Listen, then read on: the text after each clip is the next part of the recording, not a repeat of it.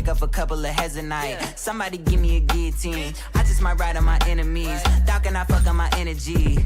Nowadays they just talk, but they talk about nothing. Nowadays everybody wanna say something. Goddamn, I'm the man and it feel like it. Give a damn about a hater when I feel like it. Not today, not today, not today, not tomorrow. Get out my way, please, I'm trying to get paid.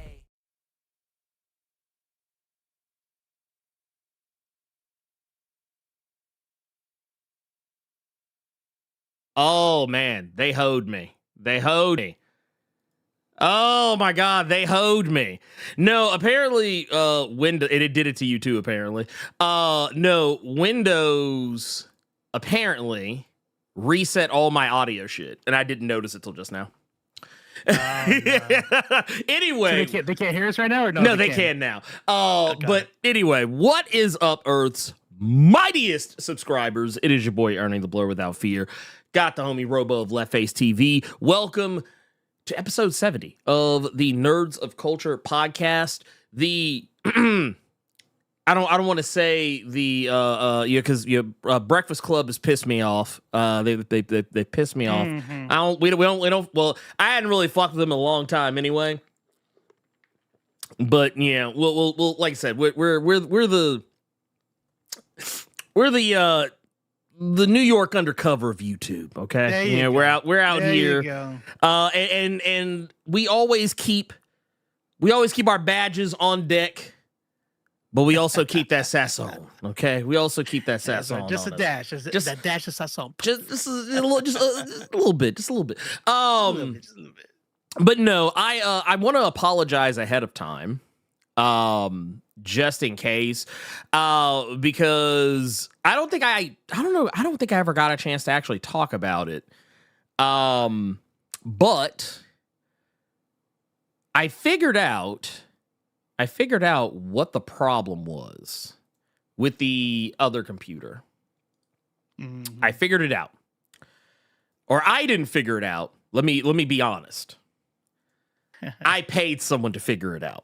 Yeah. Sometimes it gets that deep. I'm kind of slick mad that I did though. Because I mean that's a quick one. That's a quick one. It actually did turn. It actually turned out to be something that is an easy fix, as most computer problems usually are. They're usually incredibly easy fixes. There you go. You just have to restart the computer. No. I just had to replace a hard drive. Apparently, is what I had to do. Yeah. Go figure. But yeah, that was the thing. So finally broke down, did that, and we don't have to worry about that anymore. That's not an issue anymore. I haven't gotten the computer back yet, but yeah. I guess I am presuming you gotta get a new hard drive in there, huh?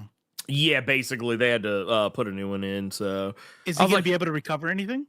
Oh, I mean, they probably could if I wanted them to, but not worth it, huh? Nah. Well, I had wiped the drive like multiple times, trying to because at the time I thought it was malware. Like I thought maybe I got hit with some wild malware, and as it turns out, that was not the case. But I thought oh man, maybe I got that rare once in a million, super sneaky shit. Because for those that don't know, if you have a very specific type of malware, even if you format your hard drive, that shit is still in there. You have to do a full on not like when you go into Windows, it says, "Oh, do you want to format the drive?" And it's like, "Oh, okay, dude." And it's like, boop, boop, boop, boop, boop, boop, and it's done. No. You got to do the one where you wipe it yourself. You reformat the whole deal, not through Windows. Like when you do it, you ain't sitting there and watching it happen. You go. Yeah, you go to bed. Like at the very least, go watch a couple of episodes or something. Right. But a lot of times, just go to sleep, pimp. Just go to sleep. You ain't getting that back too soon. But I had wiped the drive like multiple times. So if there's anything on there, like I honestly, I don't know what they would find. But I keep most of my important shit on an external drive anyway. So I was dealing with this problem so much leading up to the just full on breakdown of it that I was just like, you know what? We live on an external drive now. That's just how we live. Nothing is on the main with the drive. Technology we have now, it's like back in the day, it used to be like, well, you don't want to really do that because the transfer rate is slow and you get to slow shit down. But nowadays, it's like dude, you don't even worry about that shit anymore.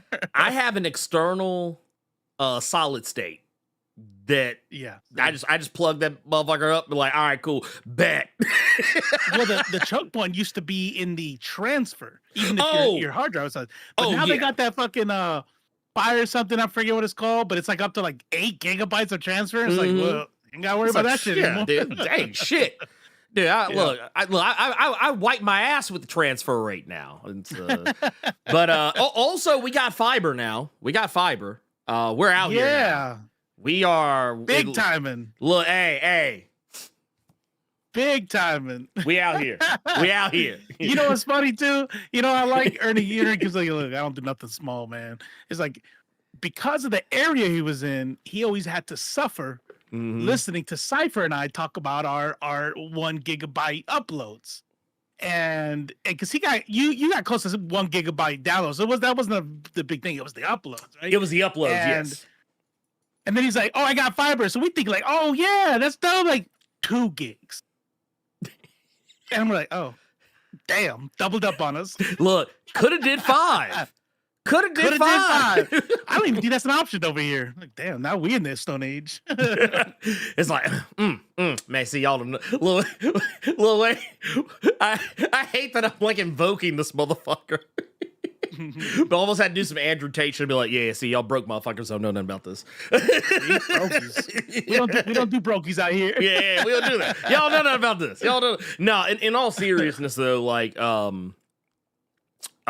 really the main thing for me, it was getting that upload speed, but also the issues I was having with Xfinity. Because it was like anytime it rained, it was like, well, I guess I ain't doing shit on the internet today. So yeah, there was that. That said, I do want to give shout out to the community for the love, the support. A lot of people reached out over the past week. Dude, the weirdest shit gets traction on threads all the time. It's always the weirdest shit. And it was like, I'm just like, hey, no, Blerd cave day, computer problems, yada, yada, yada. And it was like, oh shit, y'all, like, I wish that threads promoted when I tell y'all motherfuckers we just went live the way it did that. Right? That's what I was doing. Shit, that's funny you said that. I was on the other browser. I'm like, let me go on threads real quick. And now I'm staring here while you're talking at this empty browser. Like, it's like, what am I doing? I was doing. Fuck it. Yeah. Let me just get back to the show then. You know the saddest part is I actually had a post up. Like I was sitting here like, yeah. Let me get this shit together, and then that was it. That was the end of that. But it's like, what was I doing again? Yeah. Speaking of threads, did you hear about Roman Reigns? Yes, I did. He is the tribal chief. No more. Well, okay, let me. No longer acknowledged. We look, y'all. We no longer acknowledge Roman Reigns. Look. We are going back to pre-leukemia Roman Reigns. We are going back because I don't know if you know this about Roman Reigns. There was a time where people did not like him. Like they like not because of his personal life, but because people just were sick of him being the anointed face of WWE. So people used to boo this man relentlessly, even when he was the good guy. Like he would come at like you always hear like with John Cena, like John Cena sucks. John Cena. It was the same energy, but even worse. Like it was that same type of energy, but like whenever he would like do his little thing to let you know he's about to do his finishing move, boo! They were not having any of it. No. But that motherfucker came out and revealed that, like, because he had to step away from wrestling for a while because I guess he had like his apparently he had leukemia in the past and he beat it, but like it had come back. So he had to step away from wrestling like altogether. And when he came out and revealed that he was like, because people were booing the fuck at him when he came out to the ring in regular clothes. And then when he started talking about, he's like, hey, I got leukemia. And everybody was like, and then everyone was nice to him from that moment forward. Like it was like that shit bought him immediate, like, yeah, you have like a bulletproof vest. He had a heat-proof vest. No one would boo this man after that. That motherfucker could literally, you always joke about, Trump saying, hey, I heard I could shoot a guy on Fifth Avenue in broad daylight, and there ain't a judge that would convict me or a jury that would convict me. That was Roman Reigns for wrestling fans after that leukemia shit. I bet you other wrestlers were like, damn. Hey, how do you get leukemia? Man. Yeah. Actually, matter of fact, it was Xylism. Yes, it was the Rocky. It was worse. It was the Rocky die energy for Roman Reigns. Back like before The Rock was The Rock, they used to chant that shit at Rock. They would say, die, Rocky, die. That was the type of heat they had for Roman Reigns. Damn. And bruh. Looks like we got to go back. Yeah, we got to go back. We got to go back. Look, hey, Marty, it's your kids. It's your kids, Marty. Oh, shit. We're going back in time. Damn. Yeah, he almost had X-Pac heat. Because X-Pac was even worse. People really fucking hated X-Pac. But all that aside, yeah, I heard about that shit. It broke my heart. It really broke my heart because, and I just fucking did it again. I'm sitting here staring at the post. And I'm just like, oh yeah, shit. Man, so that's not to throw you off track, but I'm sitting here like waiting for that post to come up on my son so I can retweet it. And I'm like, did he already post it? Where am I? We're clicking reload. Nope. That's me. That's 100% me right there. Oh man. I apologize for everything I've said and done. I'll tell you, you know me. I don't know wrestling and shit like that, so I didn't have. I don't have an investment one way or another, right? Sometimes I just like it, because what happened with like Trump and then Hulk Hogan and them, that was like whatever. But he's been a piece of shit for a long time, so that wasn't a surprise. The Undertaker coming out is like, okay, I guess, I'm sure that hurt somebody's feelings, but I mean, he's just a Gen X old white dude, so it's just like par for course. This one kind of hurt, but not because of Roman Reigns, but because how many times we've used his thing in your video. Oh, yeah, acknowledge that. We the ones, acknowledge me. And I'm like, bro, and I'm like sitting here like, brown dude, Polynesian, tribaled up, you know what I mean? Like proud of his culture. I'm like, this is what we need. Like, and I think to myself, I'm like, I bet you the white boys hate that dude like that. And now I'm like, well, shit, I hate you too. I hope they do. Yeah. No, get always, him. Man, always. Get him. No, the only tribal chief I acknowledge from now on is Samoa Joe. There you go. He the only one. Just wait. Yeah. Now, when he fuck up, look, y'all have to tell me, because if he fuck up, y'all got look. I'm not gonna lie, it's gonna hurt me the most, because it's gonna hurt me the most, because that man, whew, that's gonna break my fucking heart. He's gonna come out. He's gonna be like, look, I hate Trump, and he's like, oh, okay, good. I hope he passes away and and JD Vance becomes president. That's my man. I'm like, oh no! Damn!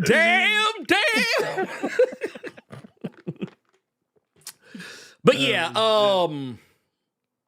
yeah, basically he came out and said like, it was really disheartening just off the fact that it was basically like, it wasn't like, oh, hey,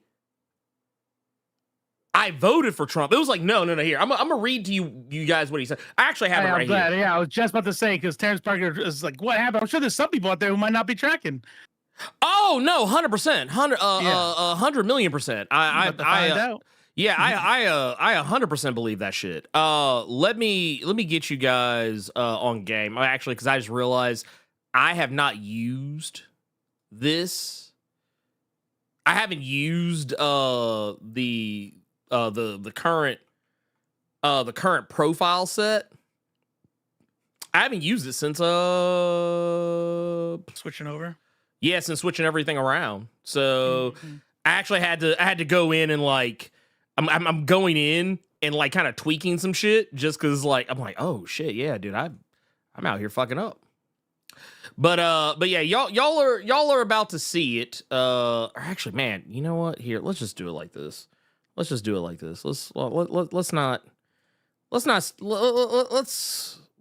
gonna have to redo this shit anyway because I just realized that I have to here we go.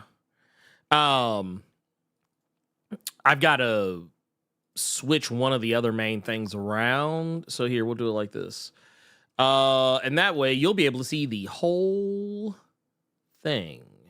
So why he does that? If you guys don't follow Francesca Lay, right? She's the Leopards Ate My Face lady, right? Yes, sir. She just released a new video where she sings lit. the whole thing. And by the way, full beat makeup, like she nice is. Oh, she bad. It's a good video to watch, to look at. Anyways, she a bad motherfucker. She released one in Spanish. And yeah, with the mariachi band. Yeah. Oh yeah. She got a she got a mariachi band for that shit. Let me see. Hold on. Let me see. Does she get there? Is this the one? Is she like she's like complete? She's outside and shit, right? Probably. I haven't watched it. I remember someone was trying. So I remember a mariachi band. I think this is a new video. Well, yeah, no. So basically, what happened? The only reason I know about the mariachi band, I haven't seen the video yet, but I know about the mariachi band because someone was pocket watching her, talking about how like she was spending money frivolously, or whatever. Right. And she was, and that's how she was talking about how like it was the best investment she had ever made. Hiring. So this one doesn't have that. I just scrubbed the whole thing. This one doesn't have it. So this is the same song, obviously, but it's but this was not the one with the mariachi band. I just think the level of shade. Like you think, oh, she's remaking the song for people. No, she's remaking the song. So hey, just in case you don't understand English. To all the Latinos with their faces eaten off right now. Yeah. Oh no, I love it. I'm absolutely here for it. I'm here for it. Oh, that's what I was gonna say. And I forgot. I need to re-add the chat doc. I forgot to do that. But no, that said, we have got right here. Roman Reigns says that I support our president. Trump is one of those guys where he's got a vast history and a huge background. He's been in entertainment. He's been in big business politics. At this point, I'm supporting a bright future for our country. Positive and competent leadership. Okay, first off, the lies he is told. What? Are you not paying attention? No, he is not. Do you not see what the fuck is going on around you, man? Now, I know you have investments. You know, this is how you know these motherfuckers are plugged in. Oh, because I know this. People like who make this kind of money, they know what fuck's going on. He knows how much money he's lost, but he also knows that his people are telling him, "Hey, if this country is going the way we think it's going, you don't want to be on their bad side.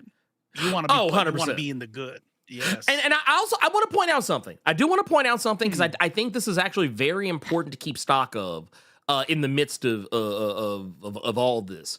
something we need to always keep in the back of our minds is that Roman Reigns is a wrestler. Wrestlers love to work the audience. What weekend is it? Ladies, gentlemen, and MBs? I do believe it is, in fact, WrestleMania weekend. So... You think he's doing this to be a heel, to turn heel? I'm not saying he is, but I wouldn't be shocked if that's the excuse he tries to use later, if for whatever reason. Thank you. Okay, yeah. I'm about to say, like, man, if he tries to pull it, I'm like, nah, not buying it. And even if it was, that'd be a shit ass decision. Oh, like, no, 100%. Like, people are fucking lives are ruined, and you're gonna do this to fucking turn heel? No. Nah, dude, fuck that shit. Fuck you. No, it's a massive fuck you. But I just say that because I know how this works. Like the wrestlers will oftentimes, because they know that the fastest way to generate some heat is to say some fucked up shit. Mm-hmm. And they'll do it. They'll do it and fucking lean into it, because at the end of the day, like, I mean, let's be real. Wrestling, and I know some people probably won't like me saying this, but wrestling is carny culture. Wrestling is carny culture. And it always comes down to the gimmick. Like, why do y'all think so many wrestlers used to keep kayfabe back in the day? Like before the internet times, motherfuckers used to go, like, motherfuckers would literally bankrupt themselves to show off that they live a lifestyle in real life the same way that they do as a wrestler. There are people whose like, I actually challenge you. Watch any episode of Dark Side of the Ring. How many times do we often see where there's some wrestler who's no longer with us, and like they talk to their family, and their family's like, I don't even know if I ever met the real so-and-so, or, yeah, he was cool sometimes, or blah, blah, blah, blah. Yeah, but it just, that's just what it is. Now, I didn't see the interview myself personally. I just kind of found out about it after the fact. But yeah, I could see a universe where he's just saying this shit to get some heat on him. But I can also see a universe where this motherfucker fully fucking believes what he's saying. So, take all of that however you will. But let's be real. Let's be real. Not only to turn heel, not only because of WrestleMania, but look, we've said it multiple times, so this shouldn't offend anybody. Yeah, we know, just like me and my love for UFC, we know the vast majority of these motherfuckers are Trumpers. They're MAGA people. So I'm telling you, these people like this at that level, they don't give a fuck about nothing but money. Here's what I'll say. This is why we need to stop carrying water for any of these people. Stop making them heroes, because there's something that everybody needs to understand. To be able to get to the level that these people got to, if you're a CEO, even if you're not famous, if you're a CEO, make billions of dollars, millions of dollars. If you are a famous person, if you are a celebrity, there's only one way that you could have gotten there. And that is by giving a fuck about nothing but your personal dream. That means people who loved you. That means children. That means moms, dads, family. That means the only thing you give a fuck about is what you want to do, which is money at this point, right? Money and fame. So when these people make it, and we're surprised that they buy into an ideology that is revolves around their personal interests, well, no shit. Because if they cared about anything besides themselves, they probably wouldn't be famous. You know, exactly. No, they wouldn't be. Yeah, they really wouldn't be. Yeah. I mean, that's us being honest about the situation. The thing is, what I really didn't like is what he said after that initial statement. There's something else that came up where he says, "For us to be what we're supposed to be a world leader and carry that respect and do what a world power like us should be doing." And they put a little parentheses here saying Reigns makes it clear that he doesn't support everything he does. He goes on to say, I was gonna say, first off, y'all could have left that part out, because honestly, it's bullshit. Don't give a fuck. Yeah. It's like he needs that adversary. He needs that opposition to bounce off of. He needs that competitive motivation or something. Let me tell y'all what this is. This is double speak. This is double speak like a motherfucker, because what he's trying to do is he's trying to equate Donald Trump to being a fucking wrestler, which, to be fair, it really isn't an unfair assessment of Donald Trump because a lot of what he does is basically WWE style politics. But at the end of the day, he's basically trying to treat Donald Trump like, oh, he's just a heel coming out trying to get some heat. He's just trying to get some heat on him. That's right. Yeah. And it's like, okay, yeah, he went out there and he spit on the baby in the crowd. Yeah, he did that. But he didn't mean it. He's just trying to get some heat. That's basically what he's saying. Oh, not only that, not even that. It's also like spit on the baby in the crowd, or be a piece of shit or whatever. How about be directly responsible for the death of Americans and 4 people everywhere? You know what I'm saying? Like, wait, are we talking about hey, everybody got it? Everybody says what they need to do to be successful. He should do what he needs to do. Like, oh, so making people jobless, crashing the market, taking away vaccines and healthcare from international aid that we were giving. Like, we're good. We're good with that. Okay, bet. I guess. Yeah, whatever. It's like, yeah, no. That's cool. That's cool. No, we love those. We love those. So you wouldn't do the same thing? Yeah. I don't know, man. I just think it's hilarious because we're the way we look at this shit and the way that they try and frame it to us, it's like, come on, bro. Come on. Do you really think we're that fucking stupid? Like right now they do think that. No. But it's definitely like I just want to play this just real quick. I want y'all to know the type of person he thinks he's talking to. It's one of those people that would probably say something like this. It's still real to me, damn it. He's playing that game. He's playing that game. Right. He's playing that game. And I do want to say real quick, just before we get into our main thing, there's a couple of things I want to do first. First and foremost, I want to take a look at some of these because I think we got a super chat or two that I want to address before we go any further. Yeah, because that's what we do here. We got one from Stomp 10 with a $4.99 out here. It says, "What's up, Blerds? I really enjoy seeing Frank cut loose on his fanboys. Man, look, that's we're gonna get into it. Yes, look, I'm not gonna lie. The whole time I was like, A-cab. I was like, let's go. Yes, sir. Like, I felt like I was reacting to it like I was watching wrestling. I was like, no, it's real. This is real life. That's right. and low key, they did. I mean, they really did kind of go ahead and. Well, we'll get to it. I don't want to jump too far into it, but I got some stuff to talk about. The other thing I kind of wanted to just poke at just a little bit is I'm really doing this kind of more as a fair warning to y'all because I know how it is out here in these streets. I know how easily sometimes this shit pops off, and then you wind up you're scrolling YouTube. You're watching your videos. You're watching like cat videos or whatever, some shit. As you do. But then you stumble across something.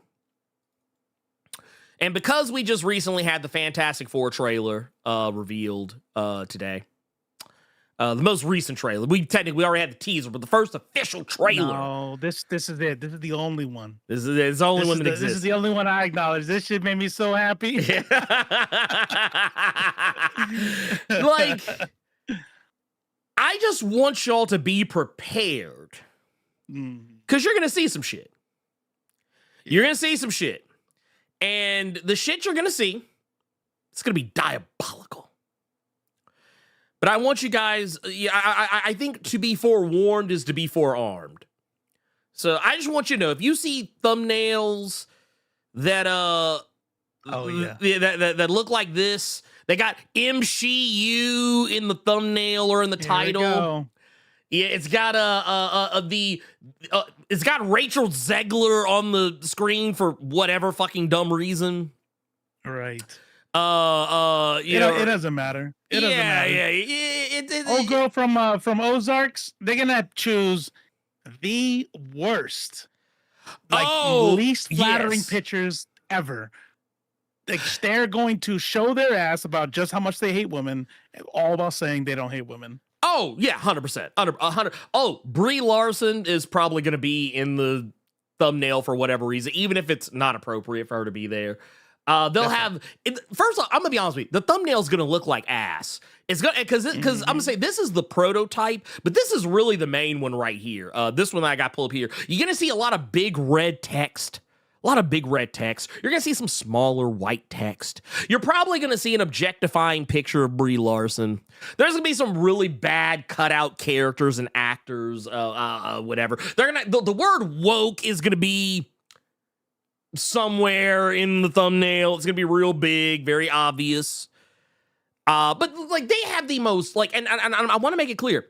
You know which ones to avoid because these are going to be some of the most basic ass thumbnails that you are ever going to see in your life. These are going to be some of those, like I'm talking about bargain, basement, like trash. Like it's like design is my passion level shit. Right.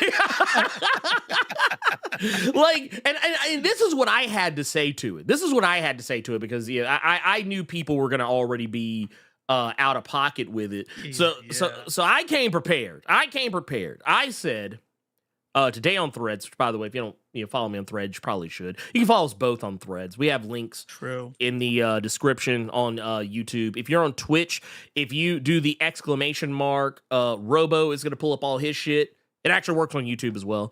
But all my stuff is somewhere on underneath the screen or whatever. But basically what I had to say, I said, I know someone is already out there being weird about a female Silver Surfer, probably making MCU content as we speak, but let me talk you off that ledge. Just hear me out. I'm going to sing y'all a little song. Silver cheeks. Silver cheeks. That's all you need to think about. That is all you need to be thinking about. Matter of fact, I'm gonna take it out a little. Something. Let me take it out a step further. We'll figure it out later. Yeah. Just silver cheeks. Silver cheeks. That's all you need to be thinking about. Silver cheeks. These are the only things you need to be concerned with. You don't need to be thinking about nothing else. Just silver cheeks. That's all. I'm just saying, I'm trying to meet you all where you are. That's what I'm trying to do. I'm trying to meet you where you are. That's all you need to be concerned with. You do not need to concern yourself with, oh, they made Silver Surfer a woman. A woman. You have to worry about that. You don't have to worry about that. And also, hey, you know what? Go ahead. No. Please. I was gonna say. So there's some things that were said. Jonathan Contra says that Norman Rad's a lucky man. I'm sure other people are gonna bring up the fact that there was already a lady Silver Surfer. I forgot what's her name. Well, there was Shala Ball, who that's what I'm thinking. Yeah, there's a universe. I think it was I know Earth X had it.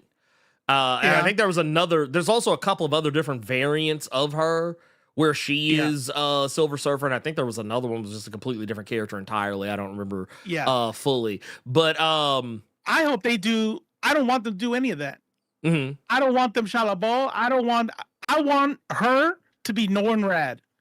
I want her to be Norrin fucking Rad. I want her to be the Silver Surfer because I need these people to understand this is not the comic books. You got to shake them like a baby. You know how you're supposed to shake babies when they cry a lot? You're supposed to shake them hard? Like, shake them like a baby. It's not the fucking comic books. It's funny you say that too, because I literally said something very similar the night that Daredevil Born Again season finale came on, because there was something that happened. Like I said, we'll get to it a little bit, but there was something that happened, and I was like, I didn't agree with it, but I was like, look, this isn't the comics. This is its own universe. So fuck it. I was like, I'm just gonna fucking go with this shit. But you know, let me go back. Yes.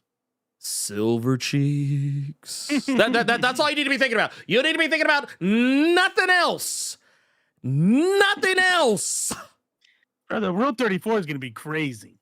Dude, oh, I can't wait. Dude, okay, let's keep it a buck. I'm gonna tell him myself. Did you say I can't wait? I can't wait. I'm here for, look, because I'm gonna tell him myself, because I was talking about this with some people in the replies. I said, because I saw there was one person that brought up that, like, when if I play a video game, they were talking about how they usually, if it's a third person game, they play as female characters, because they said if they're gonna be playing a game for 30, 40, 50, 60, 80 hours, 100 hours, whatever, then you're like, hey, I want to look at some cheeks.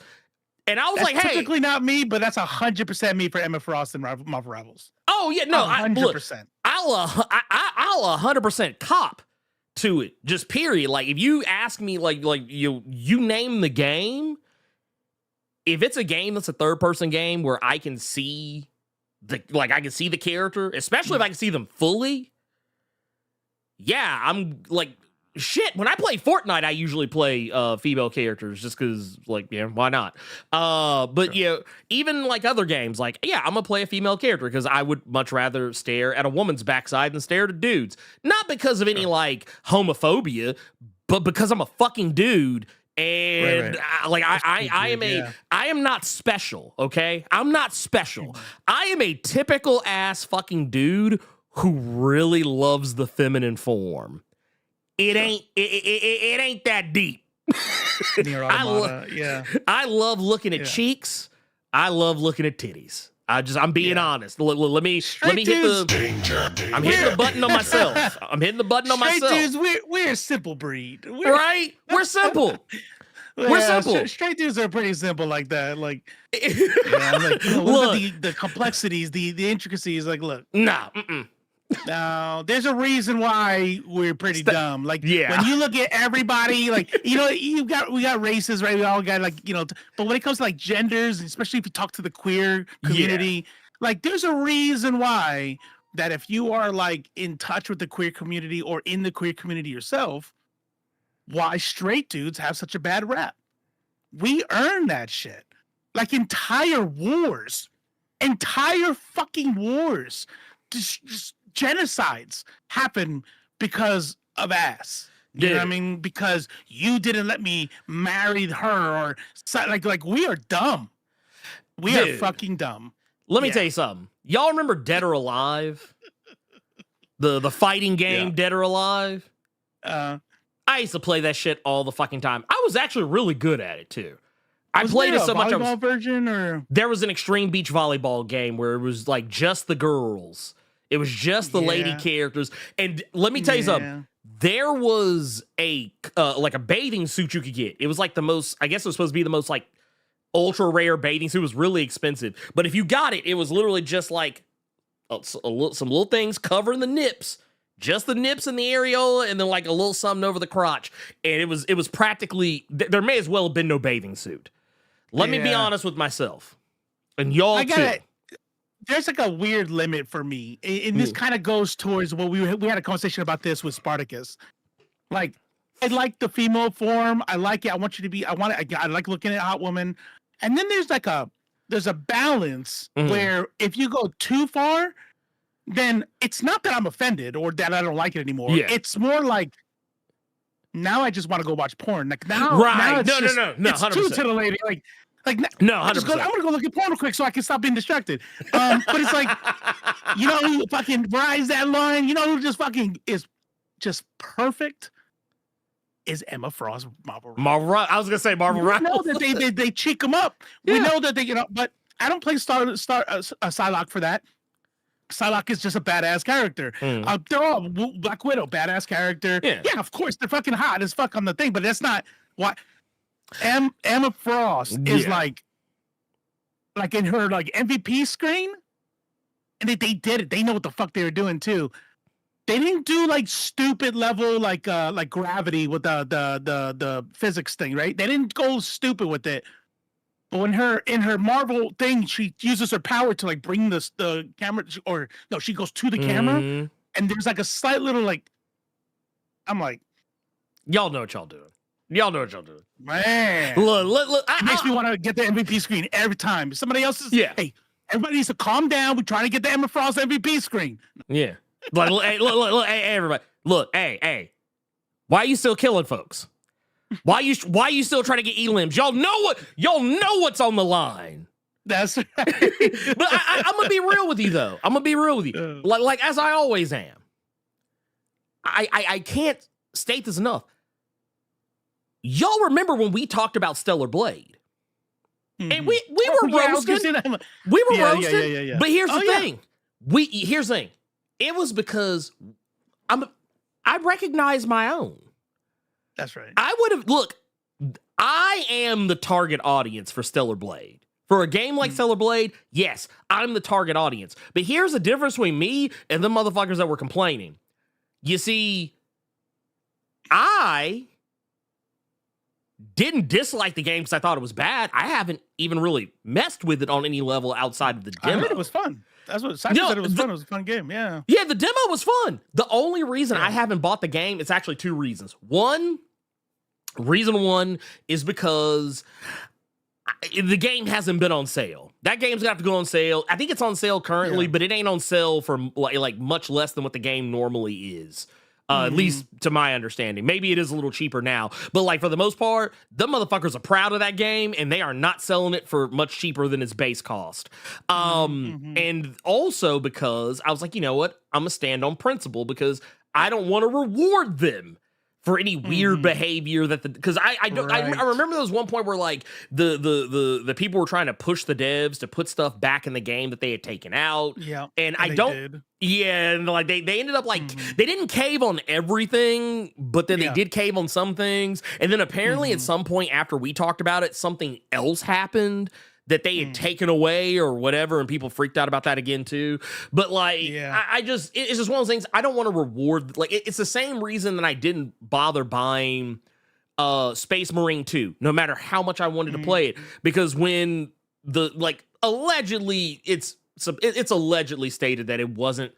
That was never confirmed. It was actually the lead dev who said this dumbass shit. But there was someone who was very likely the lead dev who was going to these chud channels where they were talking about, see how Space Marine 2 is anti-woke and it's doing great, blah, blah, blah. And someone who supposedly was a lead dev was basically like, we don't care about wokeness. We don't want to have any wokeness in our game, blah, blah, blah, blah, blah, blah, blah. I was like, I'm not rewarding that. So yeah, fuck all y'all. No, 100%. But you're absolutely right. There's sometimes people go like a little bit too far to where it's like, we want to dunk on the people using that game to like make a point, and then be like, yeah, you guys are fucking weirdos. Yup. Like you guys need to like you can only enjoy a game if you could beat yourself to it. And like, yup. And then it's like, have you never seen a real woman? Is that? Come on now. Come on. Just tone it down a little bit. You know? It's like calm somebody down. here said the Poke Kid. For other, I get it for people that love it, but animated stuff really turns me on. Actually, I'm the same way. 100% the same way. That's why I think that's where that kind of like that needle goes too. It's like if you're animated well, that's badass. But I wouldn't care to see like 34 of it. You know what I mean? Like I want to see like real women. It's the reason why, like, because people used to always be like, oh, you probably watch that hentai shit. I was like, no, actually, I don't find. I actually, I'm gonna tell you what. And I'm keeping it a buck with y'all. There's one. I'm gonna do what's called the compliment sandwich, but it's but maybe a reverse compliment sandwich. To me, hentai just doing too much. Yeah.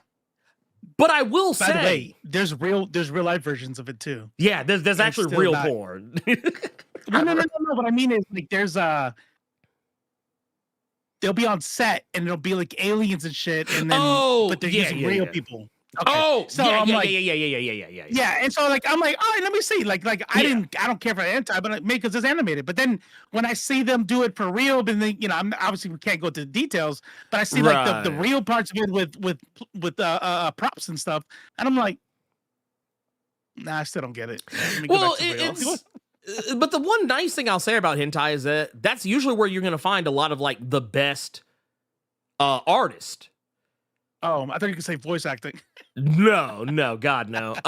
No, you're gonna find a lot of the best artists because those artists, they actually like that. That's one thing I can appreciate about hentai is that it's, say what you will about it. I don't find it personally titillating, but they're damn good artists, and honestly, some of the better anime and manga artists are hentai artists, and honestly, let's also keep it a buck too.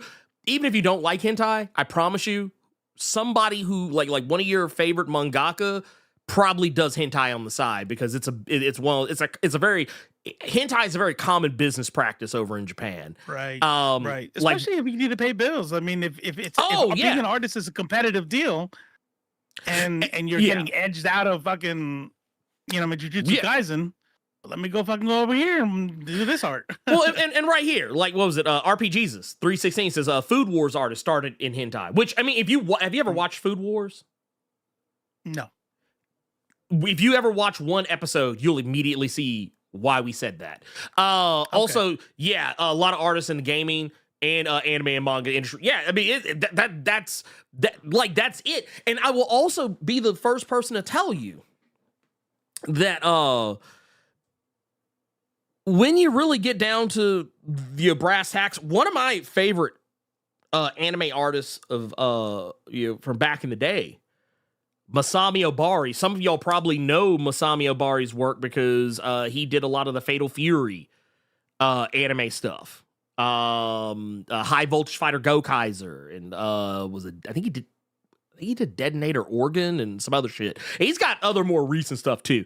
But I remember the day I discovered that a lot of his work, majority, which, I mean, to be fair, if you actually pay attention to the stuff he normally does, it's like, okay, yeah, the way he draws Mai Shiranui in the Fatal Fury, okay, yeah, this dude does hentai. He very much does hentai. But the day I discovered I was like, oh, shit.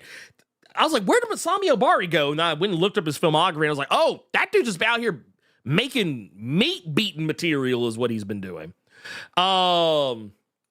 But yeah, that's basically that's what he's been doing.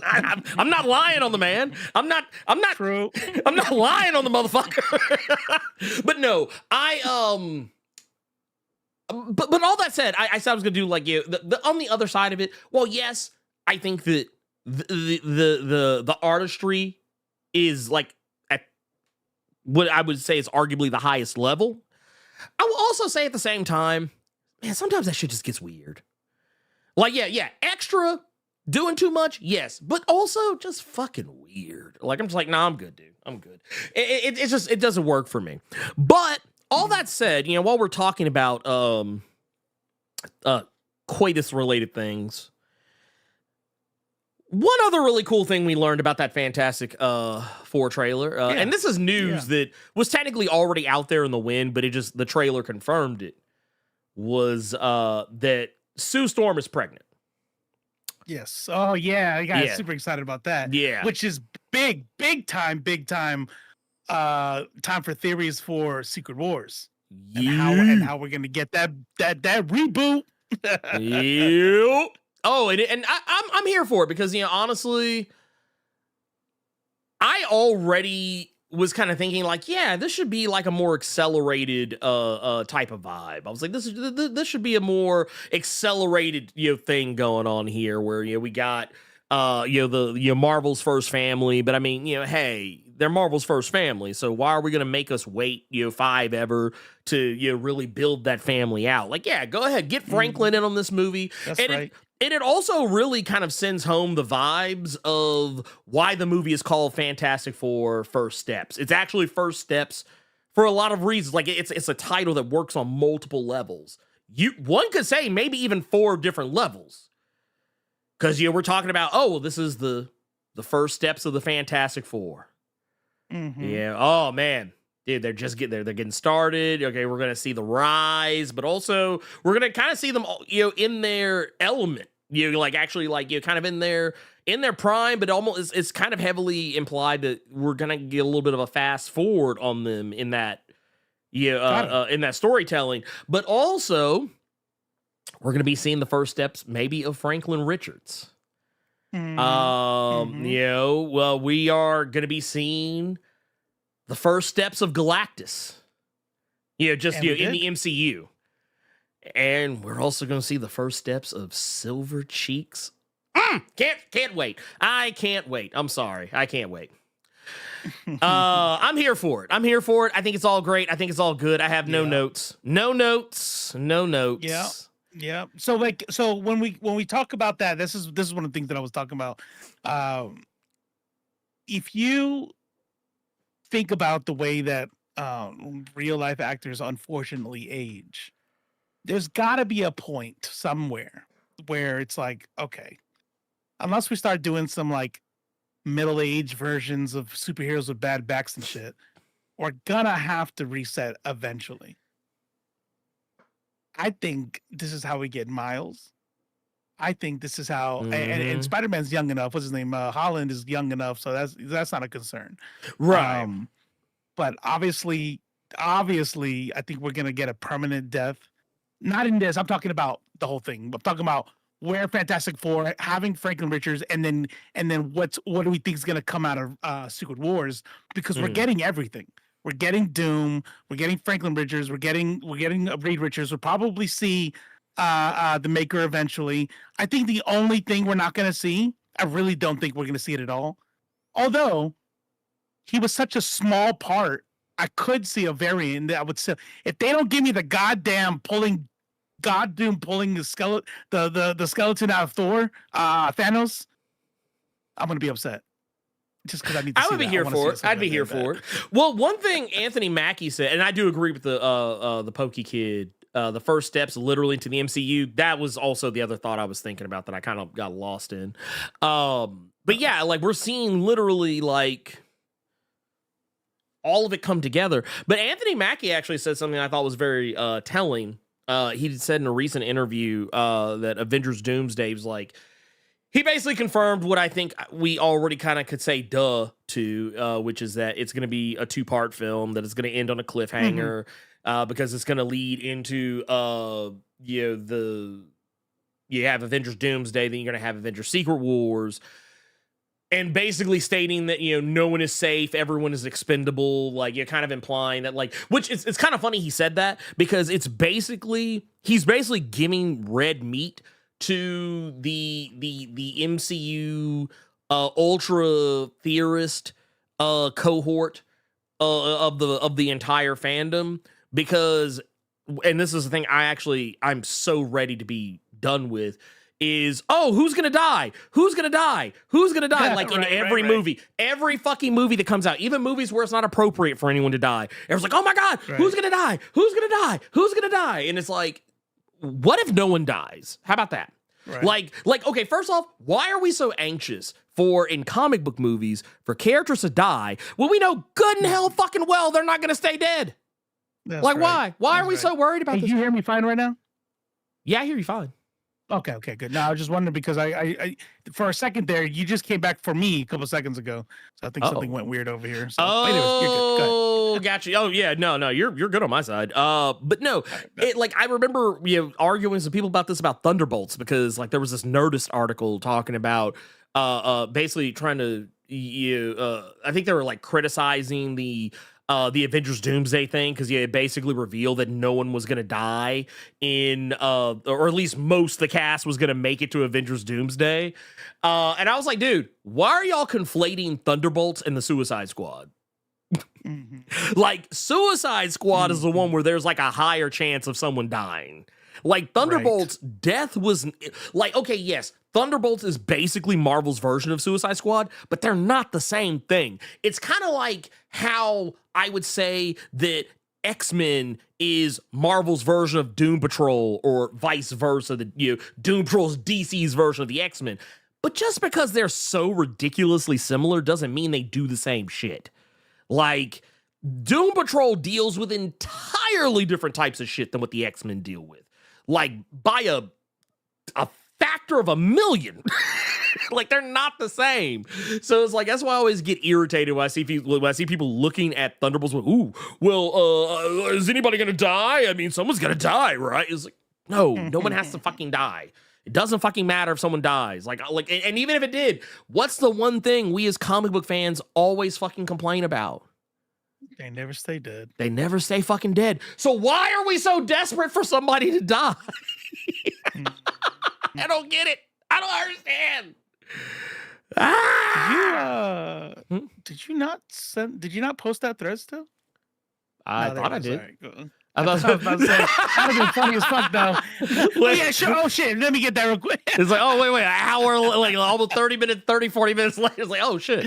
But no, that said, I mean, yeah, are they up against, a threat that, probably should warrant some death? Sure. But I can't bring myself to be super worried about who's going to make it out of the, movie because, I mean, somebody's probably gonna live. I mean, hell, they did that shit with fucking Captain America, the Winter Soldier. They teased you that Nick Fury got clapped. That motherfucker was back before the end of the movie. And everyone's like, ooh. Let's not worry about death. Let's worry about a good movie. Let's worry about being entertained. That's what I think we should be more concerned with. But that said, I guess let's go ahead and get into our thing. Yeah, let's get into our shit. Yeah, we got. Or actually, you know what? Before we do, one last thing. I promise, one last thing, y'all.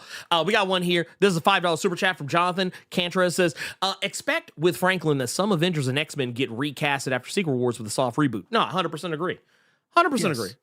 And honestly, yes. I think they should. I know that people love to get those actors back that that we had growing up. But I'm gonna tell y'all something. And I said the same thing, and I still honestly maintain the same mentality about Blade, too. Eventually, at some point, they got to recast. They got to. Like, okay, so let's keep it a buck. I love Wesley Snipes. Does he still have it? Man, I knew it. Look, I love Wesley Snipes. Yes. Does he still got it? Yeah, he still got it. Yeah, you don't lose swag, but come on now. Eventually, at some point, let's be real. Eventually, at some point, he's not going to be able to play Blade anymore. Let's just be real about that. I would say that point is now, and I'm glad that we saw him do what he did, and then just let him go. Let him go. You know. and I know what some people are saying, like, well, they cast Mahershala Ali. He wasn't that much younger than Wesley Snipes. I was like, well, that's true. However, had they actually pulled the trigger, when relatively closer to when they announced it, I don't think there would have been much of a problem. But I do think if they do go forward Blade, at this point, they probably should recast Blade and get Mahershala. Like, I love Mahersh. I love him. The Hirsch is he a motherfucker, but I mean, yeah. 51. Yeah. Hold on. Let me see. Hold on. Oh, does Wesley Snipes? 62. That's 11 years. Yeah. I would say that's pretty significant. Yeah, well, I mean, it's a significant enough difference, but like, it was just like people were trying to be like, well, it's not like he's exactly a spring chicken. I was like, no, he's not a spring chicken. I don't think they need to be 30 years old. No. But you can't be pushing, senior citizen. Yeah, like, dude, you still out here Blade with AARP, like, in this motherfucker? like you close enough to Life Alert, pimp. Yes. Like if I see Blade, like, I'm sorry. No. Mr. Brooks, I want Wesley Snipes back in movies. Oh, yeah, and if they wanted to do something where, like, he's like they want to do like a Blade 2099 or some shit where he's like the mentor. Dope. I want to continue to see him. Let that motherfucker work until as long as he wants. He doesn't need to be Blade, though. No. You know, Clint Eastwood stopped being Dirty Harry at some point. Yeah. Oh no. Hell, even Sly had to give up Rocky eventually. That's right. That's right. It's like, look, man. Look, Sly, we need you to sit down somewhere, okay? All right, just sit down. You're gonna hurt yourself. Yeah. Look, man. Look, hey, I ain't hear no bell. I ain't hear no bell. And look. Meanwhile, the studio's like, ding, ding, motherfucker. He was like, wait a minute, I thought I was supposed to ring the bell. No, that's the bell to ring if you had good customer service. Oh. That's right. So just take your seat and go. Please leave. Look, Blade, here's what I don't need to see in the MCU. I don't need to see Blade laying on the floor with his sunglasses on, laying on the floor talking about I've fallen. And I can't get up. I don't need to see that. Okay? If I see that, I'm out. Here's the thing. Tom Cruise drinks fetus blood. Also, I'm not going to lie. He's adrenochrome.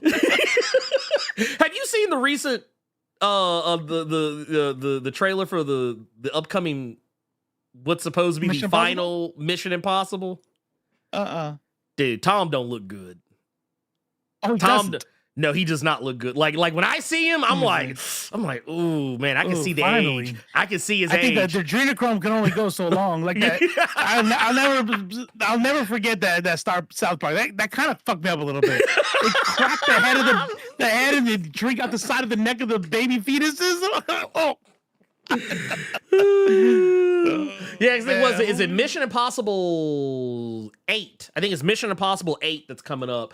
And like when I'm looking at the trailers, like you can tell, like he is visible. I mean, to be fair, yes, he should look visibly older, but it's like you can tell. Okay, yeah. They're not trying to hide it. Like they're not trying to hide his age in this movie. Like, yeah, he's still got makeup on, but like. They're not putting any they're not trying to airbrush this motherfucker to make him look like he's still like Lestat. Right. But I will say this much: how old is he? Tom. Shit, he's got to be in his. I think he's 60 or close to it. Yeah, he's 62. Yeah, he's 62. If I look like that at 62, I won. Yeah. Oh yeah, but it's just. But it's just when I look at him, I'm like, ooh, man. Yeah, I'm gonna Discord you something. Why does he look like Harrison Ford though? Oh, he looking like Han Solo. He looking like Han Solo. Tell me this motherfucker's not out here Han Solo looking at the thing he's about to get frozen in, the carbonite. Yeah, he's like, hey, wait a minute, we got carbonite out here, motherfucker. Yeah. We got wait a minute, let me pull this shit up so y'all can see it. Look at this shit, y'all. Look at this shit. Why he look? Wait, I see what you're doing. Wait, he's not the new Harrison Ford. Calm down, people. Wait, why is it he look like he's about to turn around to Haley Atwell and be like, I know. Yeah, I know. Like, she's about to say, I love you, Tom Cruise. I know. Get the fuck out of here with that shit. No, he's like, no, we ain't doing that. But no, I'll say this much. Yeah, and like I said, then we can move on. Mm-hmm. At the end of the day, look at that. This motherfucker. He's like, where Chewie? Look, Chewie. Chewie's off camera somewhere. Talking about some.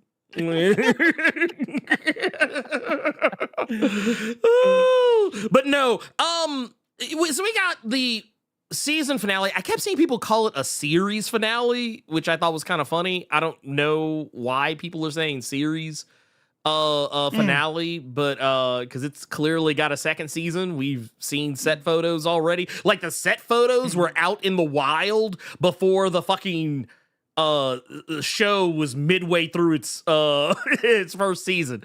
But no, we got to see Daredevil cut loose. And I just want to say, man, everyone that was talking about, well, man, Matt got shot. He ain't gonna do nothing in the next episode. The season that's gonna be weak. He ain't even gonna be in the suit. And it's like, okay, look, y'all, stop being weird. Stop being weird. Motherfucker was in the suit. He was out here fighting. Was he the main event? No, he was not the main event. The main event was like, honestly, this was the season finale of Daredevil Born Again season 1, but this was also the pilot for Punisher season 4. Right. Yes. or no, not season 4, season 3.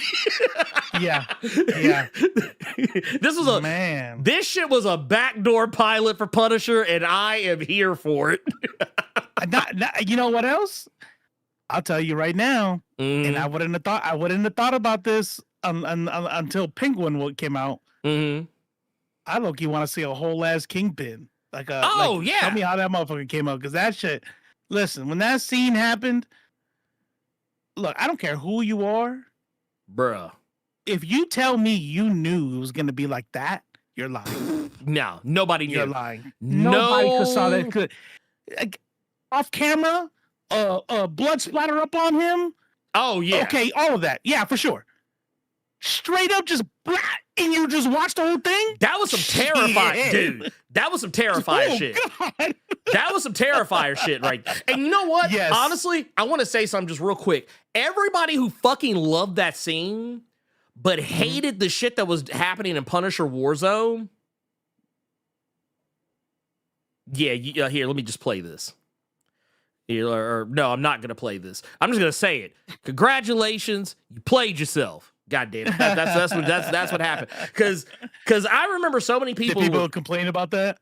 Yeah, there was in Punisher Warzone, there was a scene where someone was holding up like a chair or some shit, and Frank kicked the chair back into the person, and one of the legs went into the person's eye, and it was about roughly the same, the type of effect they used to pull that off. It was clearly like a dummy's head that the chair leg went into, or whatever, and it was very obvious that was the case. But when I was watching the scene, and I think I can get away with showing this part of it because it's kind of one of the more least graphical parts of it. But you can see clearly right here that's a fake head.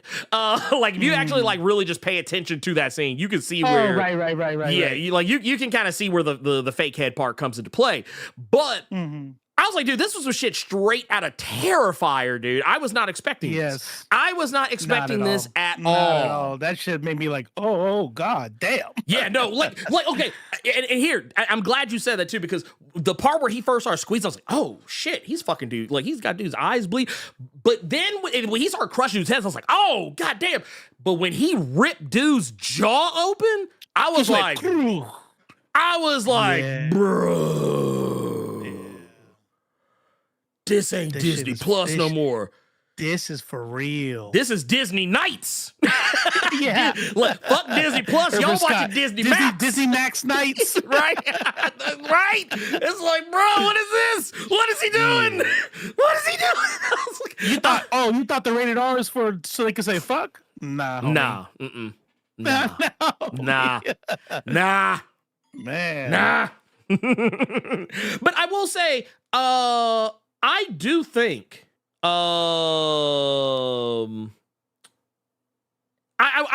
will definitely say this show, and that was even before we really got to the or that was even after the stuff we saw with Frank Castle. Frank was letting the fuck off. Yep, slicing throats and shit. Can I just say something though?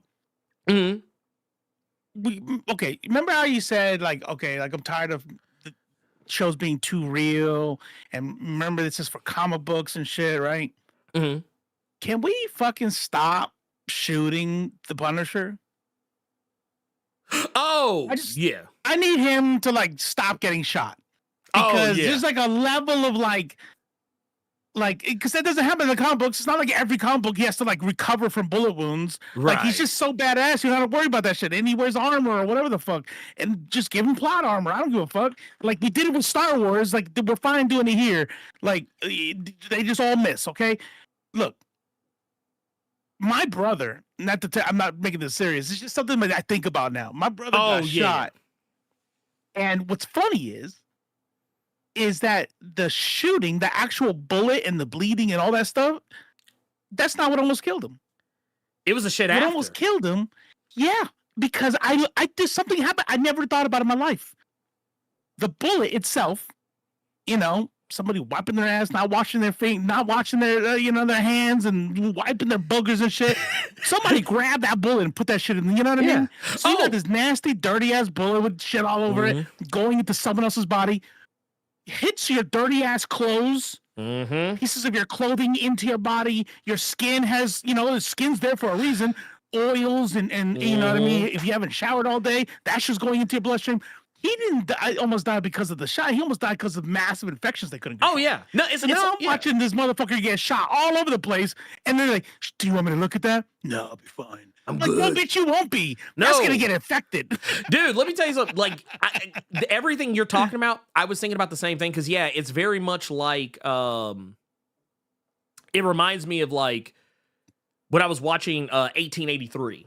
And there's a part where someone gets shot with an arrow. And even though they take the arrow out and it's not necessarily a fatal wound, motherfucker still dies because guess what they dip the arrows in? Fucking shit and piss and shit. Like stuff like that. So yeah, it's the same thing. And people don't think about what you're talking about because it's a bullet. You don't think about rubbing. Who thinks about rubbing a bullet in shit? So whatever that was just somebody just being a regular nasty motherfucker. Right. And it just so happened to like, could you imagine the cops knock on your door because you shot somebody? Like with a non-fatal shot, mind you. And you find out later, like, oh, okay, yeah, they pulled through, man. They're in the hospital right now, but I mean, yeah, they're not dead. So you're like, oh, okay, cool. Dodged a bullet on that one. And and then you get a knock on the door later. Hey, yeah, we got to take you in because, what are you taking me in for? The homicide. You first degree murder, sir. Wait, what do you mean first? Wait, what do you mean? Wait, oh, shit, you slammed my head down. Wait a minute. like, wait, what happened? No, he made it. They're like, well, come to find out, we found, he died of an infection because, apparently you wiped your ass. And didn't wash your hands, and then you put the bullet in the clip. We traced the doo-doo particles right back to you. Right back. They match your DNA. The doo-doo particles, the doo-doo bullet went into the leg, and the doo-doo particles on the doo-doo bullet killed him. Like, you can't First make this murder. shit up. Life. He's like, that's it. You're going to El Salvador, homie. Look, it's over. It's over. It's I just caught that. Now I'm sad. Wait a minute, but you know what? It's because it's real. We have to joke about it because you gotta laugh at it. It's just we're all fucked. This is all fucked. The doo-doo bullets. That's it. Not the dookie bullet. Dude, could you imagine that shit? See, this is why I used to tell y'all motherfuckers wash y'all damn hands. This is why you said, man, because you might go to jail. Hey, what you in for? Doo-doo bullet. Damn, you didn't wash your hands, did you? Damn. Forgot. we used to track the poo-poo back to you. Look, track the poo-poo back to you. That's what we did. But no, that wait, the doo-doo bullet. Ain't that some shit? Yeah, right? Ain't that some shit? Right. It's like, well, the Glock Dookie. I'm fucking done with y'all. But no, it's true. See, we're dumb. Well, no, we're dumb. I don't see Luke Cage. All right, so I'll tell you this much. So getting off the doo-doo bullet, I really did. I was gonna call. I was like, watch. He said we need an army. I thought we were gonna get like a cameo. I thought we were gonna get not his face, but maybe like. Someone walks in the door, the camera's right behind his hand, and you see like if somebody's hand is like, I bet you that's Luke. I thought there was gonna be something that was gonna lead us into the defenders, but nah. I mean, I'll go ahead and tell you right now. And I saw somebody post this on Threads. Someone had posted it was an image that was kind of indicative of it was kind of indicative of some of the stuff that we're talking about right now because. Basically what it was someone talking about how, remember when Doctor Strange in the Multiverse of Madness was coming up and how like everybody was talking about, oh man, just wait till you see who's gonna be at the end of or who's gonna be in the movie. Oh man, it's gonna be everybody. Like all the memes we were seeing. Someone actually posted one talking about that. They were talking about the and here actually I'm gonna pull it up on here so y'all can kind of see it. But just to kind of show you that, imagine it was someone to say it. Imagine if Daredevil Born Again had ended like this. Like where it's like, oh shit, the Defenders, man, Kate Bishop, Hawkeye, Moon Knight, Echo, they got Spider-Man. Oh my god. It's like, dude, there was no way this was gonna happen. Yes. There was like, and I even told them, I was like, look, if Jessica Jones or Luke Cage showed up, I would have been cool with that. Or like if Echo showed up, I would have been cool with that too. Moon Knight would have been dope. That's at Disney Plus. Yeah, like, but even Moon Knight I thought would have been a little too much because Moon Knight kind of sits in kind of the like. Well, he's technically a street level hero. That motherfucker's fighting gods. He ain't got time to be fucking with with Maddie Schmurder, Kingpin. You're Yeah. We got Maddie Schmurder out here putting hands on people. But no, I actually what made me pissed. Oh man, Conch would be like, dude, what the fuck are you doing? What are you doing? Like seriously, you're taking marijuana off the streets. What are you doing? What's going on here? He's like, dude, you're supposed to be out here fighting the other gods for me, dude. Like, what are you? That's right. Like, why are you like this? Why are you like this? I told you. If I've told you once, I've told you a million times. Mark. Hey, how old is what's the dude's name that plays Luke Cage? Mike Coulter. Is he what do you think about his age? Mike Coulter age? I mean, he's a relatively young guy. Yeah, he's still a relatively young guy. So I mean, I think he could do it. I think it depends on what direction they want to go in. I think he's getting up there. Yeah. But they can give us like a new, like a mature Luke Cage like we have now in the comics. I think that would work. I think it still works. Also, I want to point out I loved seeing memes like this one because there were people like, man, the entire MCU watching the finale of Daredevil Born Again is like it's like, oh shit, man, dude, New York is getting fucked up. I said that every time. And you know what? There's really no way. There's no way to get around it. It's impossible. Oh yeah. That's why, you know, when you look at something like the Batman Returns, you know, Christopher Nolan's deal is like you had to make it to where no other superheroes exist. Like, well, how does anything happen without some other people showing up? How does Spider-Man not show up, right? Like, where is Spider-Man during this whole thing? Well, he's probably with the Avengers doing some other shit somewhere. Right. Just they're not around, okay? But not only that, that's not the only part. And this is some Hollywood shit too. A mayor and his city council decides how the shit runs as if there's no governor, as if there's no federal government. I will say that was the most unrealistic part of the entire. Like, okay, Frank eating bullets, like just soaking up bullets. I was like, okay, maybe. I was like, I can write off in my head that Frank has like some like special type of bulletproof vest that like is more bulletproof. Like you know how people talk about, oh, well, that's not that scene. I already know what they did. They gave him a plot armor. I don't know if you caught it then. Some dude says right before that scene happens, some dude says, non-lethals only. All those bullets he was taking were like beanbag bullets. Yeah, they were using, but even still, I was like, bruh. I was like, come on, man. Let's like he was tanking them beanbags. I mean, just 100%. 100%. It was like, okay, so non-lethal only because they want to try to recruit him, because they respect him, or because Frank Castle. I mean, Fisk wants to talk to him. Okay, all right, fine, non-lethals. He's burying hatchets in your fucking skull. Right. Like, I think we're past that now. Like, I just got to keep on giving him more beanbags. You would have went lethal by then, but we can't kill Frank Castle, so we're just going to leave you trying to shoot beanbags at him. Okay. Well, I also kind of want to point out, too, because I don't know if some of y'all know this, but I remember back when all the George Floyd protest stuff was going on. And I remember there was a thing where, because people were getting hit with like rubber bullets, beanbag People rounds died. and shit like Got that. hit in the head and died. Yeah, like because a beanbag round, if it hits you in the right spot, that motherfucker can technically kill you. And they were talking about how It's coming out because of an explosive force. It's not like a Nerf gun where something's pushing it out like a you know what I mean? Even it's on the back of an actual round that explodes and pushes it out. Yeah. Well, even like a rubber bullet. I remember I can't find it right now, but I remember a thing I saw. They talked about how technically they're not supposed to shoot them directly.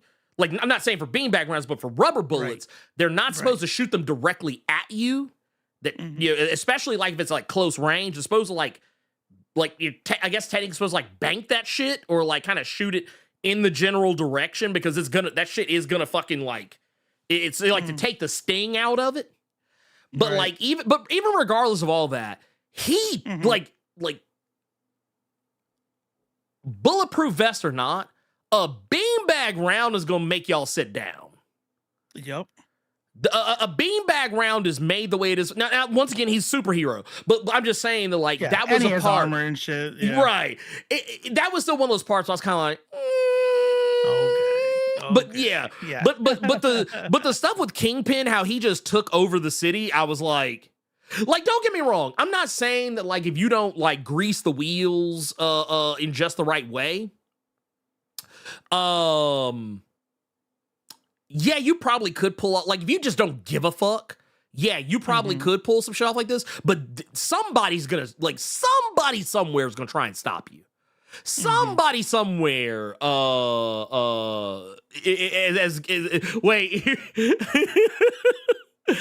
I will say this. I do, like, I guess before I get to X out, I don't want to get lost, so I do want to double back just a quick sec. I do agree. Luke Cage, I at least want to see Luke Cage. I don't give a fuck about Iron Fist in this unit, unless I'm calling it right now. They're gonna change him to a Swordmaster dude, and I think they should. I actually think they should. You know, continuity, be fucking damned. But like, that's an easy fix. He comes in and he comes in. You think it's gonna be old dude. And he's like, nah, I just wanted to introduce you. Da da da da. It's not my bag anymore. And you like, retire him. He started a family, or he has cancer. Well, give him whatever the fuck you got to do. But he had to. Thank you. He had to pass the torch on. And here comes this guy. You know what I mean? Hell, kill him. You know what I mean? Like, I don't know. Like, you can do whatever the fuck you want. But yeah, Swordmaster coming back in and being the new Iron Fist, that'd be dope. I would eat that up. I would literally eat it. But I will say is we are going to talk a little bit about some stuff that has been revealed for season 2. Like I said, this shit's been out in the wind. But I will say this: I 1,000% agree with Jon Stewart. Said Eric Adams watching like. He's like, yeah, that's all I had to do. That's all I had to do. Yep. Dude, right now, Eric Adams is actually sitting in his office like this motherfucker right now. Like, He says, so if I just talk with a little bit more of a gravelly voice and with awkward pauses, he's like, I could have took this shit over like this? Okay, bet. He's like, I love New York. Yeah, New York. And give the awkward like weird ass fucking smile. Yeah, do that shit. And you got this motherfucker. But you know what? All that aside, seeing Frank get to cut loose, that was awesome. Seeing Punisher unleash, Punisher was off the chain.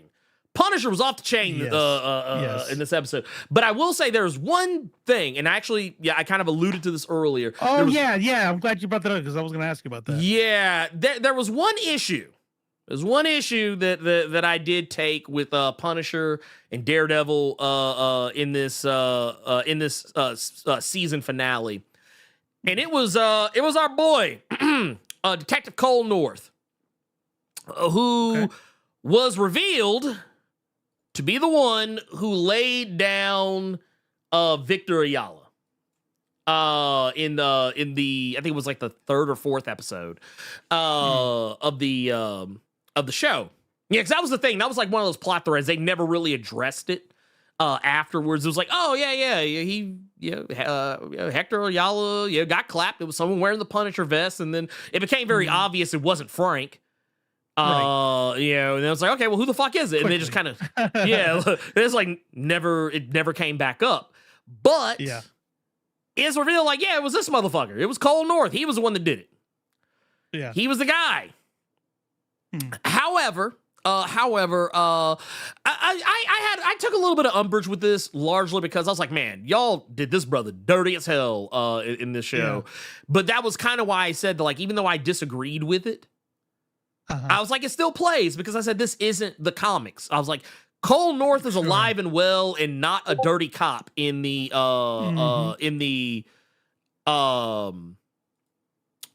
comics. Yeah, he is a relatively, you know, for the most part, well-to-do motherfucker.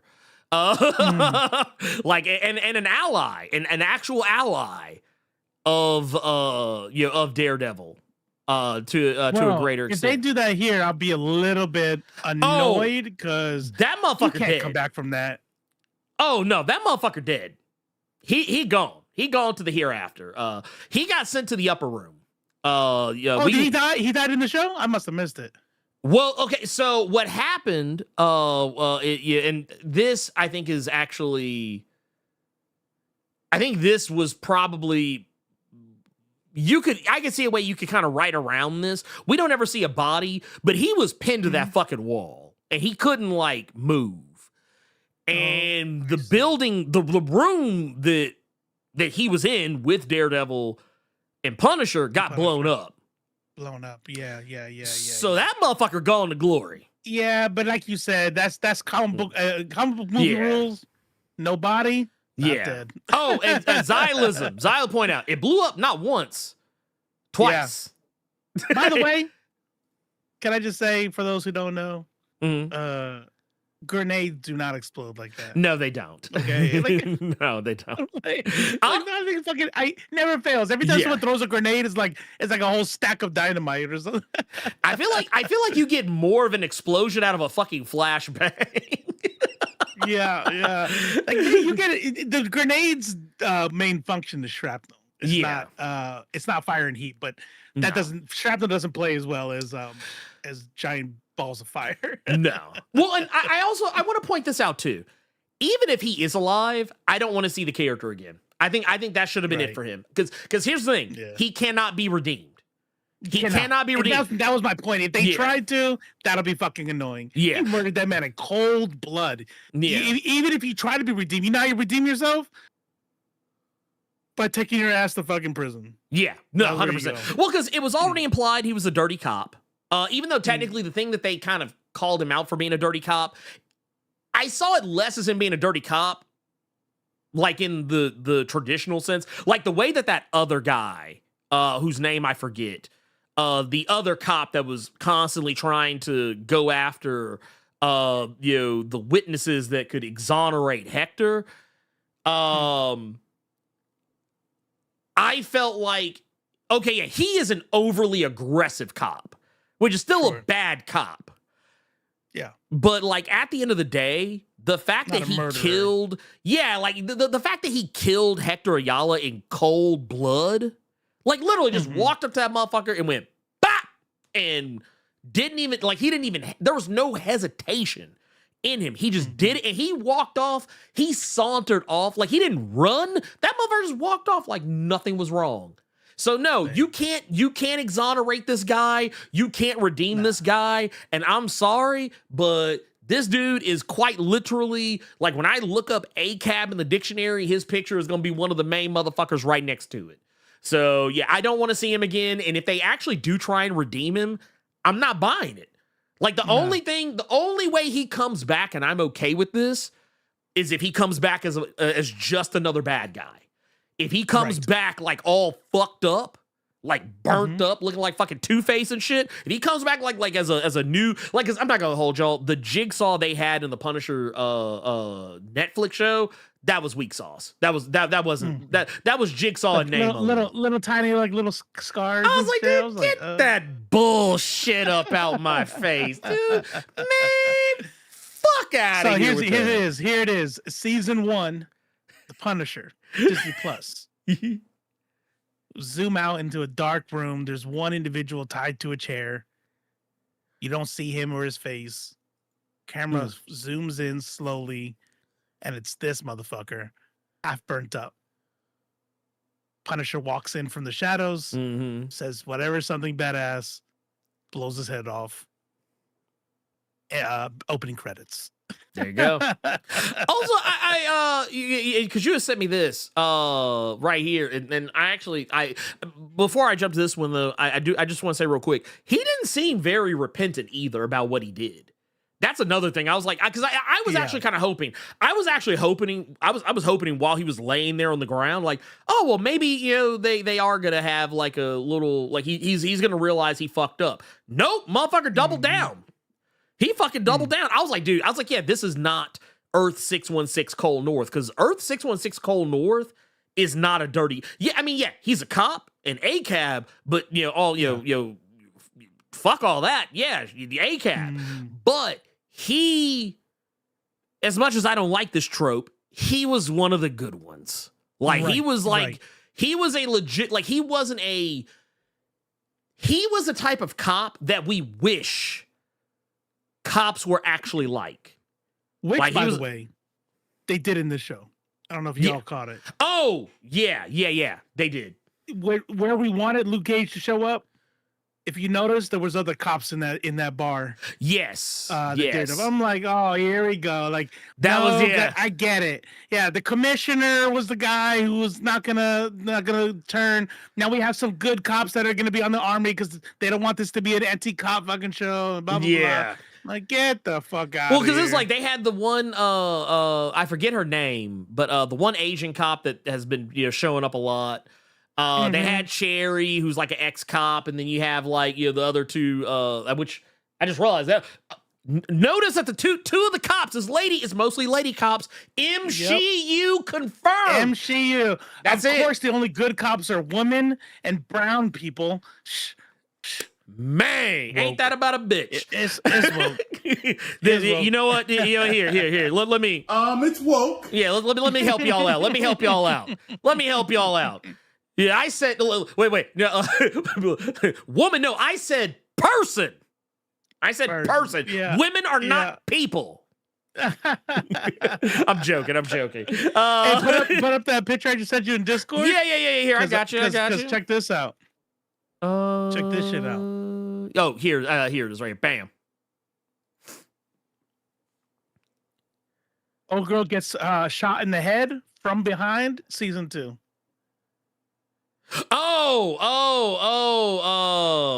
I think that thing. I know what it really is, and they made it into art, and like that's how crazy he is. And he used the blood as an art piece. But this type of shit does not happen by accident. No, the angle, not at all. the way the blood is splattered, it matches her dress. Even during the black and white party, she came out in red. And at first, I thought it was gonna be because she is going to. Oh, because they did that because she was gonna have Kingpin killed. She was actually the danger. But then it turns out she didn't double cross Kingpin, she double crossed Luca. And I was like, okay, I bet. And then when this thing came in, I'm like, got it. She's dead. She's getting shot in the back of the head. And I think it would actually play because, I mean, at this point, she's responsible for the death of Foggy. So I feel like at some point she's got to get that comeuppance. And I think season 2 is going to be the place for that to happen. Because here's the thing. The only way you can actually hurt Fisk is to get her. Like, that's the only way you can get, that's the only way you can get Fisk. You get Fisk through her. And see, I'm the opposite, Kyle Black. I'm the opposite. I think I want it to be the Punisher. I think it's going to be Bullseye. Yeah, well, so it's funny you bring that up. Because that was actually another thing I thought that was really cool. We got to have a little bit of Poindexter love in here. And I feel like, and I don't know how I feel about this either, I feel like they did kind of slick make Bullseye, I'm not going to say fully sympathetic. Yeah. But he's definitely more sympathetic than any other villain right now on the show is. And I say that because you see him in the hospital. This is all post season 3 of Daredevil, and you can see this guy. He's struggling. He's just trying to. he's just trying to hold on. And here comes this motherfucker, offering this dude a chance to get out. And basically, like, and it's not to say that, like, he was necessarily on the path to recovery, but I guarantee you he was a lot closer to being on the path to recovery than he was working for her. And then he gets put out. I have to watch Daredevil to really be able to comment, because I would need to know what he did to get to this point exactly. I mean, I'm sure, wasn't it just mass murder? Then he kill motherfuckers? Well, so in season 3, in season 3, he started out as law enforcement. Like, he started, like, he was, that's strike one. But he ultimately, circumstances, he winds up working for Wilson Fisk, in a roundabout way, basically acting as the new Daredevil. He goes around pretending, like if you ever go back and look at, like, the trailers for Daredevil season 3, they always had the one where, like, and I've actually seen people use the GIF where it's like Matt Murdock saying I'm Daredevil, but it's actually not Daredevil. It's him. It's Bullseye pretending to be Daredevil and going around killing people. Like what you just said, committing mass murder, but then he ends up turning on Kingpin, and it goes from there. But what I think he's getting played here, but I don't feel bad for him. No. I don't think you should feel bad for him, but I definitely feel like if I feel anything for anyone, I don't feel anything for Vanessa. I don't feel anything for Fisk. I do feel a little something for him, if only because I kind of feel like that's what they're setting us up for. Bullseye and Daredevil are gonna find a common foe. Not to say, now I will say this: these are set photos, so these motherfuckers are literally just standing next to each other because of promotional reasons. But I wouldn't be surprised, because it's already been told that Bullseye's going to be back. Bullseye's going to be back for season 2, which I'm sad to say, I really wish they would just hurry up and give this motherfucker a comic book accurate costume, because right now it's already been shown that Daredevil is going to have a comic book accurate costume. You can actually see it in the shot. You can't, like, it's because of the nature of the shot, it's not exactly like well displayed, but like if you go here, like these are some shots from the set where he has a costume that is like, it's not the all red suit, but it's his, but you can actually look at it and tell that it's something that, like, you can tell they just took the old suit and he just spray painted it all black, like, because it's basically the old suit. You can see all the other, like, shit in it that would normally be there, which, I mean, I'm here for it. I'm 100% here for it. I actually think the sooner, and also another thing to take note of too, this is probably not what it's going to look like when the show actually comes out. That that's a good point. That's a good point. Yeah, like that might be like how they did it on set, just like spray paint the shit and got messed up as they go. But in post, it's not going to look like that. Right? Because I mean, shit. Look at his baton. Look at the baton he has. It's like a It has a whole it's definitely other a placeholder thingy. Yeah, 100%. So I will go ahead and say right now, just to get everybody kind of in the mindset that we're gonna be getting that kind of, maybe possibly something maybe closer to that Chip Zdarsky, Marco Cicchetto, or not Chip Zdarsky, but Charles Soule, that Charles Soule black costume, black Daredevil costume, I think is kind of what you can look a little bit more forward to. Whether or not there's going to be Defenders on tap is another story altogether, but I do think next season we need to see somebody. I think we need to see somebody. I need to see somebody. There ain't no way we're not going to see Luke Cage. Yeah, like honestly, too close. I mean, Punisher, that's a foregone conclusion. But at the very least, I need to see Luke Cage and Jessica Jones, because those are the characters who I feel were doing a lot of the heavy lifting for other than Daredevil for that whole Defenders team up whatever thing. And honestly, I do think they should bring back Elodie Young. I think they should bring back Elodie Young, who played Elektra.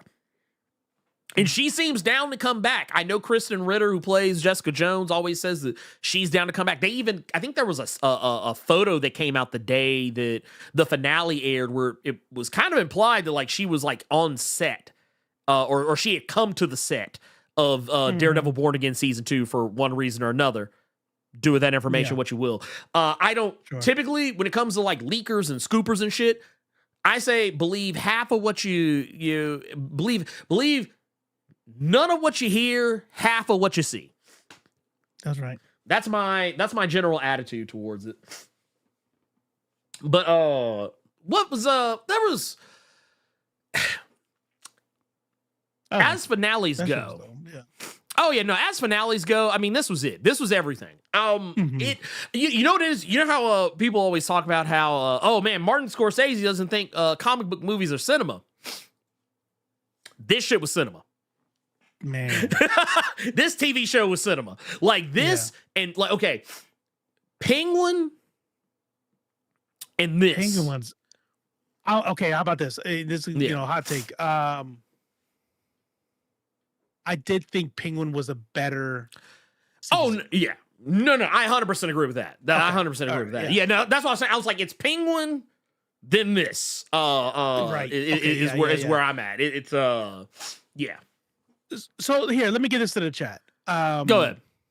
My son, we both grew up watching MCU, so we both get excited. Like he's been watching the MCU, so he's 21. How long has the MCU's been around? Like 2008. So, excuse me. So yeah, since he was like 5 years old, we've been watching MCU movies together, and now he's 21. And he said something interesting today. He was like, I don't know, it didn't seem like a lot was happening. Like it seems kind of, I don't know. And I'm like, are you outgrowing it? He's like, no, I still like it, but it's just something wasn't there. Is anybody in chat, and no one's gonna jump you, did anybody not feel in this season?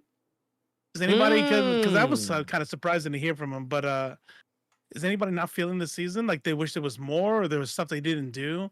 I think it was great. But I think being able to say that Penguin was better, that means something was like there was something there that could have made it better, right? Because we sure don't like the character Penguin more than Daredevil. They did the Penguin show better, but I can't put my finger in it. Somebody said, "Okay, like, why?" Yeah. I'm like, I don't know. It's just.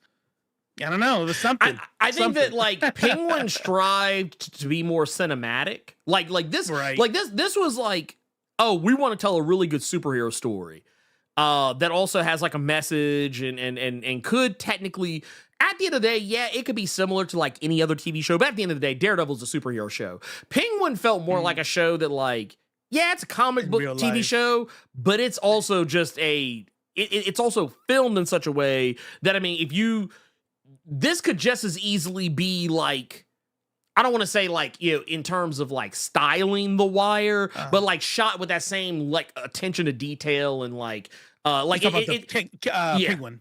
Yeah, you're talking about Penguin. Yes, it didn't even have to be Penguin. It could have been anybody. It could have been any.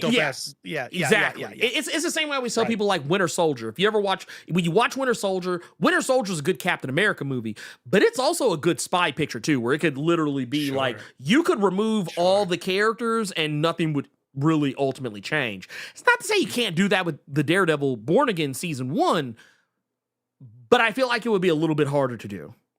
Like it'd be a little bit harder to be like, this is a Daredevil, because so much about it is so specific to Daredevil. But Jessica Cantana says, to be honest, I wasn't feeling it. I need the connectivity you see in Hawkeye and Echo. Okay. Mm-hmm. I mean, I can dig like I will not begrudge anyone. I will not begrudge anyone who wasn't feeling any of it. Because while yes, this show is a part of the MCU, it does feel disconnected a little bit because it's really more centric. Like because of the things we have seen thus far, it is difficult for me. Like when we were talking about the whole thing with Kingpin and then like the whole thing with the bullets and stuff. There is that other thing that I did find very unbelievable. And it was the thing we joked about earlier when I said, like, man, Spider-Man ain't gonna pull up. Right. like what Right. is, I need to know. Yeah. I need to know what Spider-Man is doing right now. I need to know what Jessica Jones, what Luke Cage. There's hundreds. There's literally what are the hundreds of Avengers heroes in New York. Right? Like make it not New York. Yeah. Make it not New York. Make it like maybe I don't know.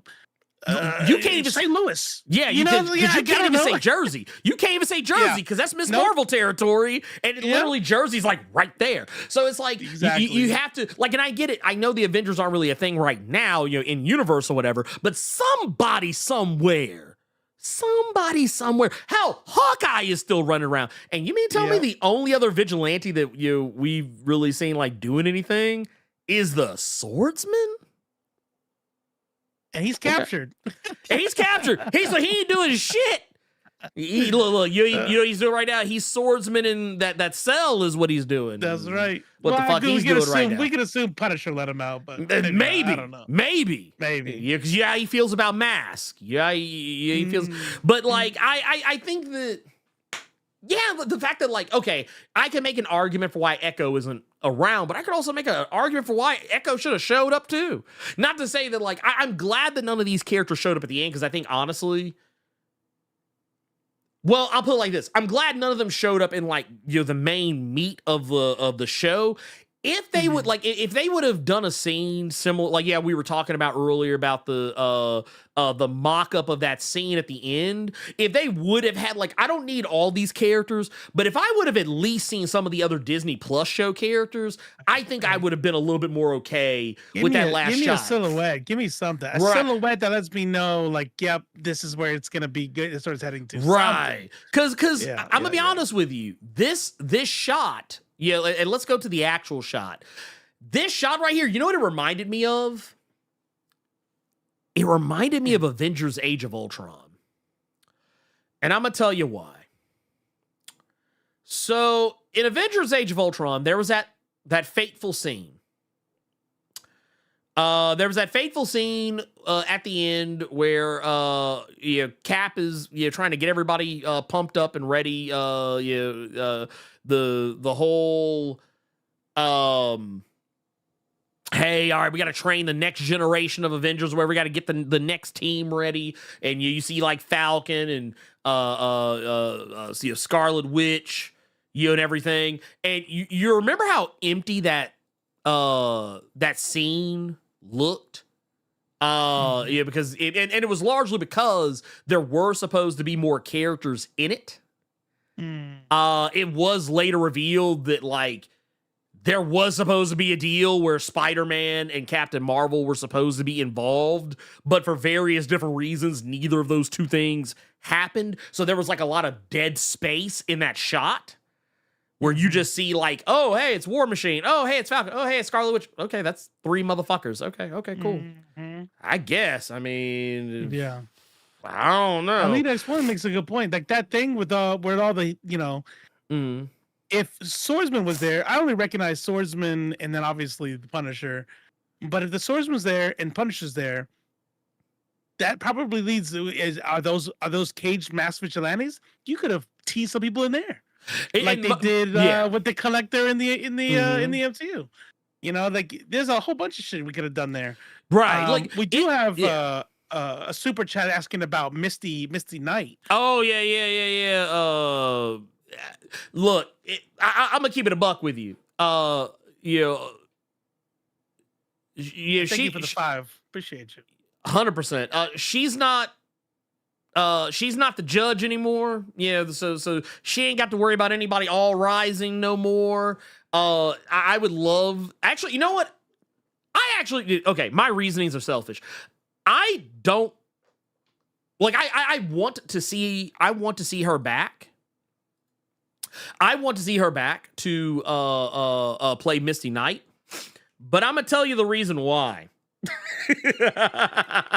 I'm gonna tell you the reason why. The reason why actually has more to do with the TV show All Rise than it does anything else, and only because because of the actors on that show, because that's Misty Knight and Bullseye side by side, and they are besties on All Rise. So I would just love nothing more than to see Misty Knight and Bullseye in the same room and kind of look at each other and be like, hallway. Right. Hallway.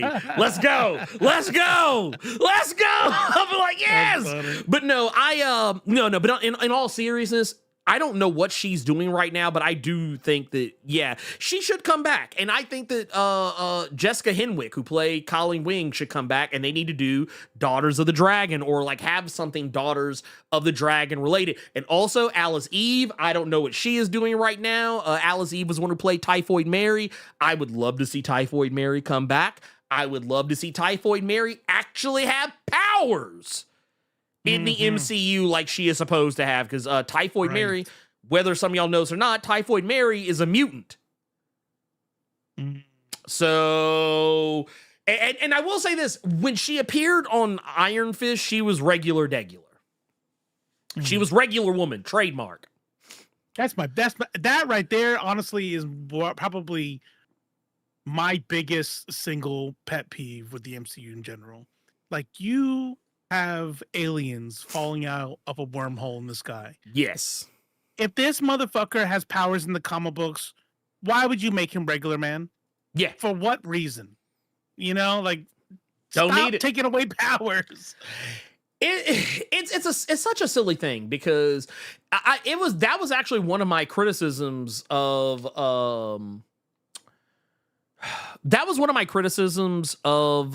Captain America: Brave New World. Because I was like, dude, why are we making it that the leader's power is through hypnotism because of a fucking song he has to play? I was like, why can't he just have telepathic powers? Why can't he just have the telepathic powers that he has in the comics? Why can he not just do the thing? And, you know, I get it. Yeah, honestly, I don't feel like avian telepathy actually makes or breaks Sam Wilson in the MCU, but it is weird that it's like they want him to be regular man so bad that they don't want him to have any power whatsoever. I was like, dude, okay, I get not wanting to give him an actual fucking bird, like just wanting it to be drones, because that just is way easier. You know, you don't have to fucking train a falconeer or, you know, or whatever the fuck. But like him not having, and I guess if you go that route, he doesn't need the avian telepathy. But it's just like it seems like such a. It always strikes me as such an odd choice. It's like it's almost as if they're afraid that people won't get it. Right.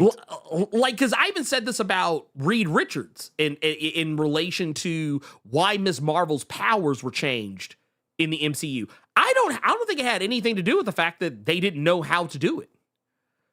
I don't even think they actually wanted to change them. I think it actually had everything to do with the fact that the first time you see a motherfucker stretch in the MCU, they wanted it to be Reed Richards. They were like, nope, can't do it. Because it's the same shit they do. Y'all remember, what was it? CW used to do this shit. Or not CW, but Warner Brothers and DC used to do this shit. Y'all remember Arrow?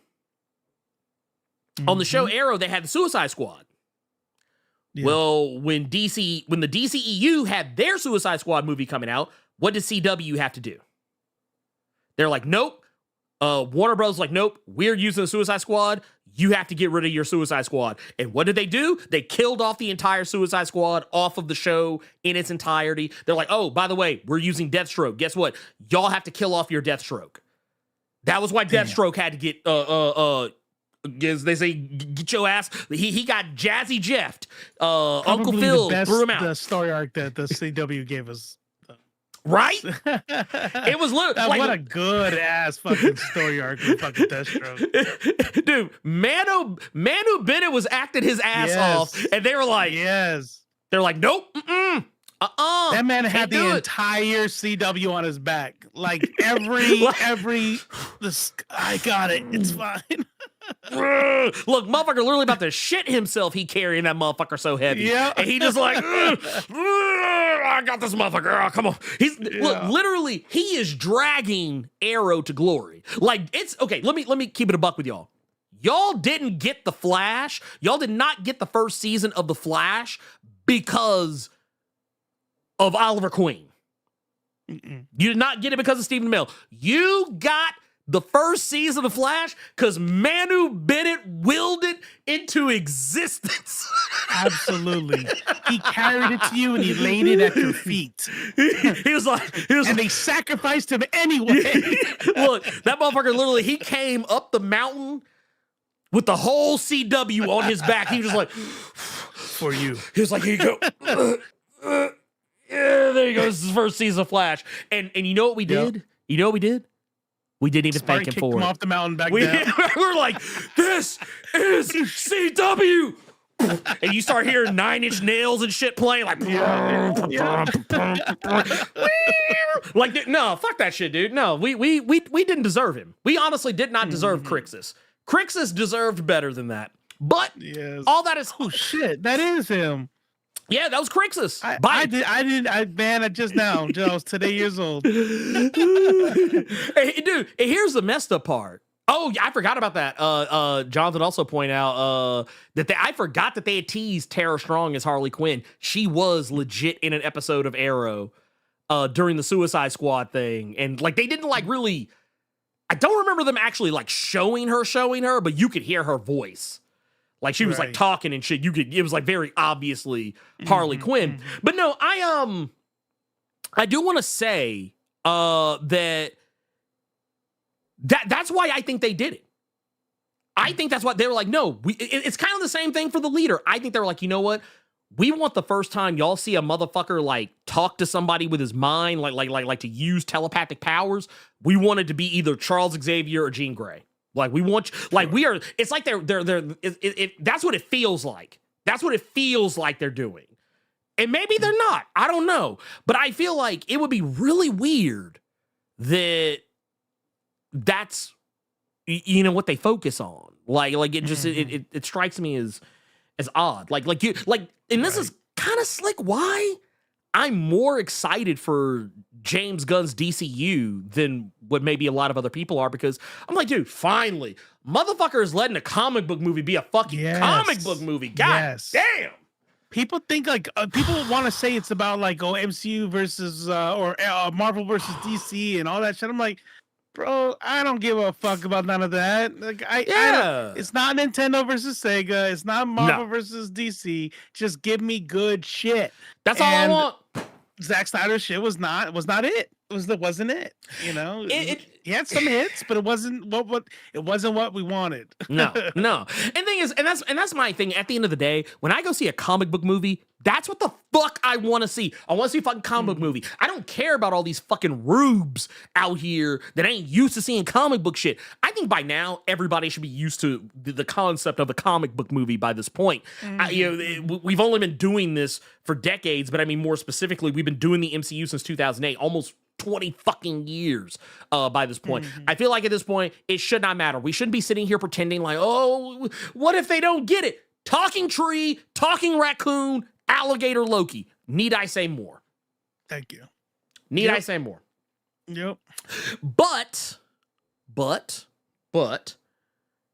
give me like when I saw that last Superman trailer, and they were showing, they went to the Fortress of Solitude. They showed the fucking robots that hang out in the I was like, dude, okay, say what the fuck you will about that goddamn ugly ass bowl cut on Guy Gardner's head in the trailers. It's comic accurate. I'm here for it. It was a comic book movie. That's it. I was like, I don't give a. Let you know.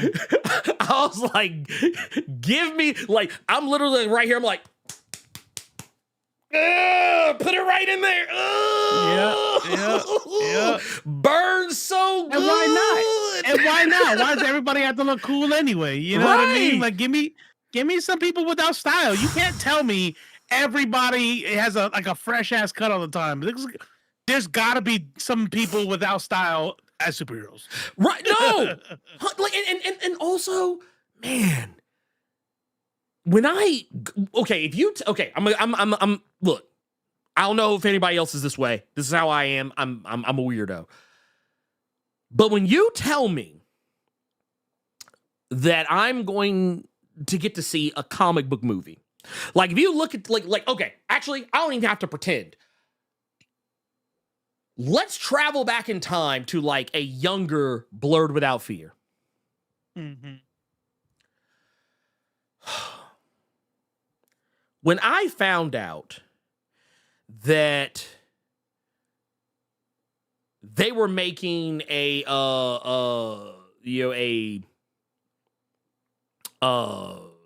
Batman, they're making Batman and Robin, or whatever. And I found out Bane was going to be in the movie. I fucking flipped out. I was like, oh, shit, yes, yes, yes!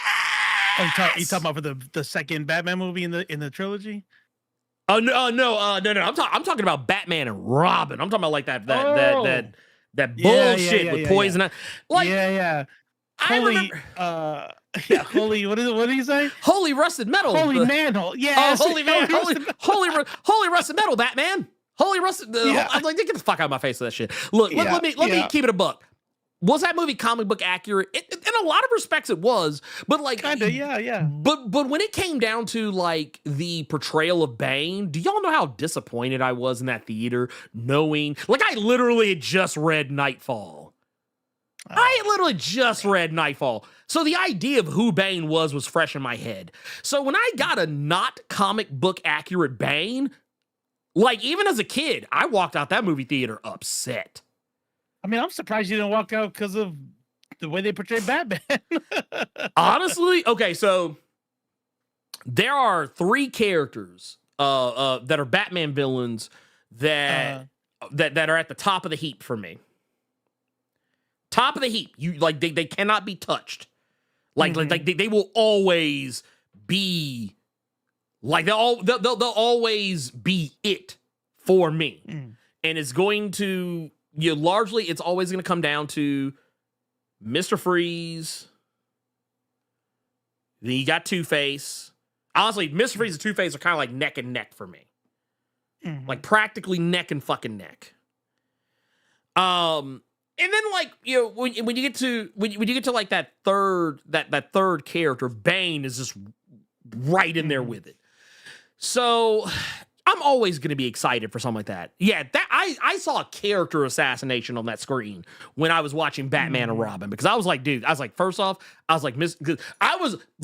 remember turning to my mother. I was like, Mr. Freeze doesn't crack jokes. I was like, he doesn't even feel emotions. Everything is what is he? He's like that demon from in the DC universe was Oh, the one who comes up and he only speaks in riddles. Oh, Etrigan the demon. Yeah, Etrigan, there you go. Yeah. But in this case, it's Mr. Freeze. He only speaks in puns. Puns, yeah. What killed the dinosaurs? The Ice Age. I'm like I just remember looking at it, I was just like, oh, God. Okay. All right. I was like, no, cut the movie off. Cut the fucking movie off. But no, I want to see comic book accuracy. I want to see that. And and to be fair, I think, just kind of gets back, to Daredevil. I was like, dude, I feel like we got a lot of comic book accuracy on the show for the most part, in a lot of respects. I think I think these were people who actually gave a shit about the character of Daredevil, understood the assignment of Daredevil, and acted accordingly. Like I think it honestly doesn't, like, this was peak Daredevil. This was peak Daredevil, because I'll tell you right now, all these motherfuckers talk about, oh man, the original series so much better, yada yada. Don't get me wrong, Daredevil Netflix series is decent. We're talking about a guy who is I consider myself the president of the Matt Murdock fan club. Okay, right. Oh, so I feel like an authority on this. Daredevil had a decent season 1, albeit you could tell that shit was shot on the cheap. Yeah. It had a cool first half of a season 2 that went from sugar to shit in the second half. That shit went from shit like I know you say you didn't really fuck with a lot of the Netflix stuff, and I don't know if you know so I don't know if you know how the process of those Netflix shows work, but so the way Netflix shows work, they had a mandatory 13 episode run. Every season had to be 13 episodes. There were only I think there were only like 2 seasons that weren't. It was Defenders, which was like just a one-off, and largely because nobody liked it.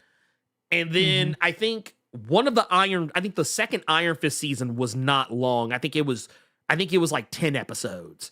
But I want to say for the most part, all the shows were typically 13 episodes. So what would happen is you would get this lit ass show for like the first 6, maybe 7 episodes. And then, you know how people were complaining about, oh man, episode 5 of Daredevil Born Again felt like filler. This is why I had the attitude towards that I had. Because I was like, no, this isn't filler. This is a bottle episode. What would happen on Netflix, you would get 3, maybe 4, possibly 5, depending on what show you were watching, back-to-back fucking episodes of filler. Like, I'm talking about episodes that are not moving the plot.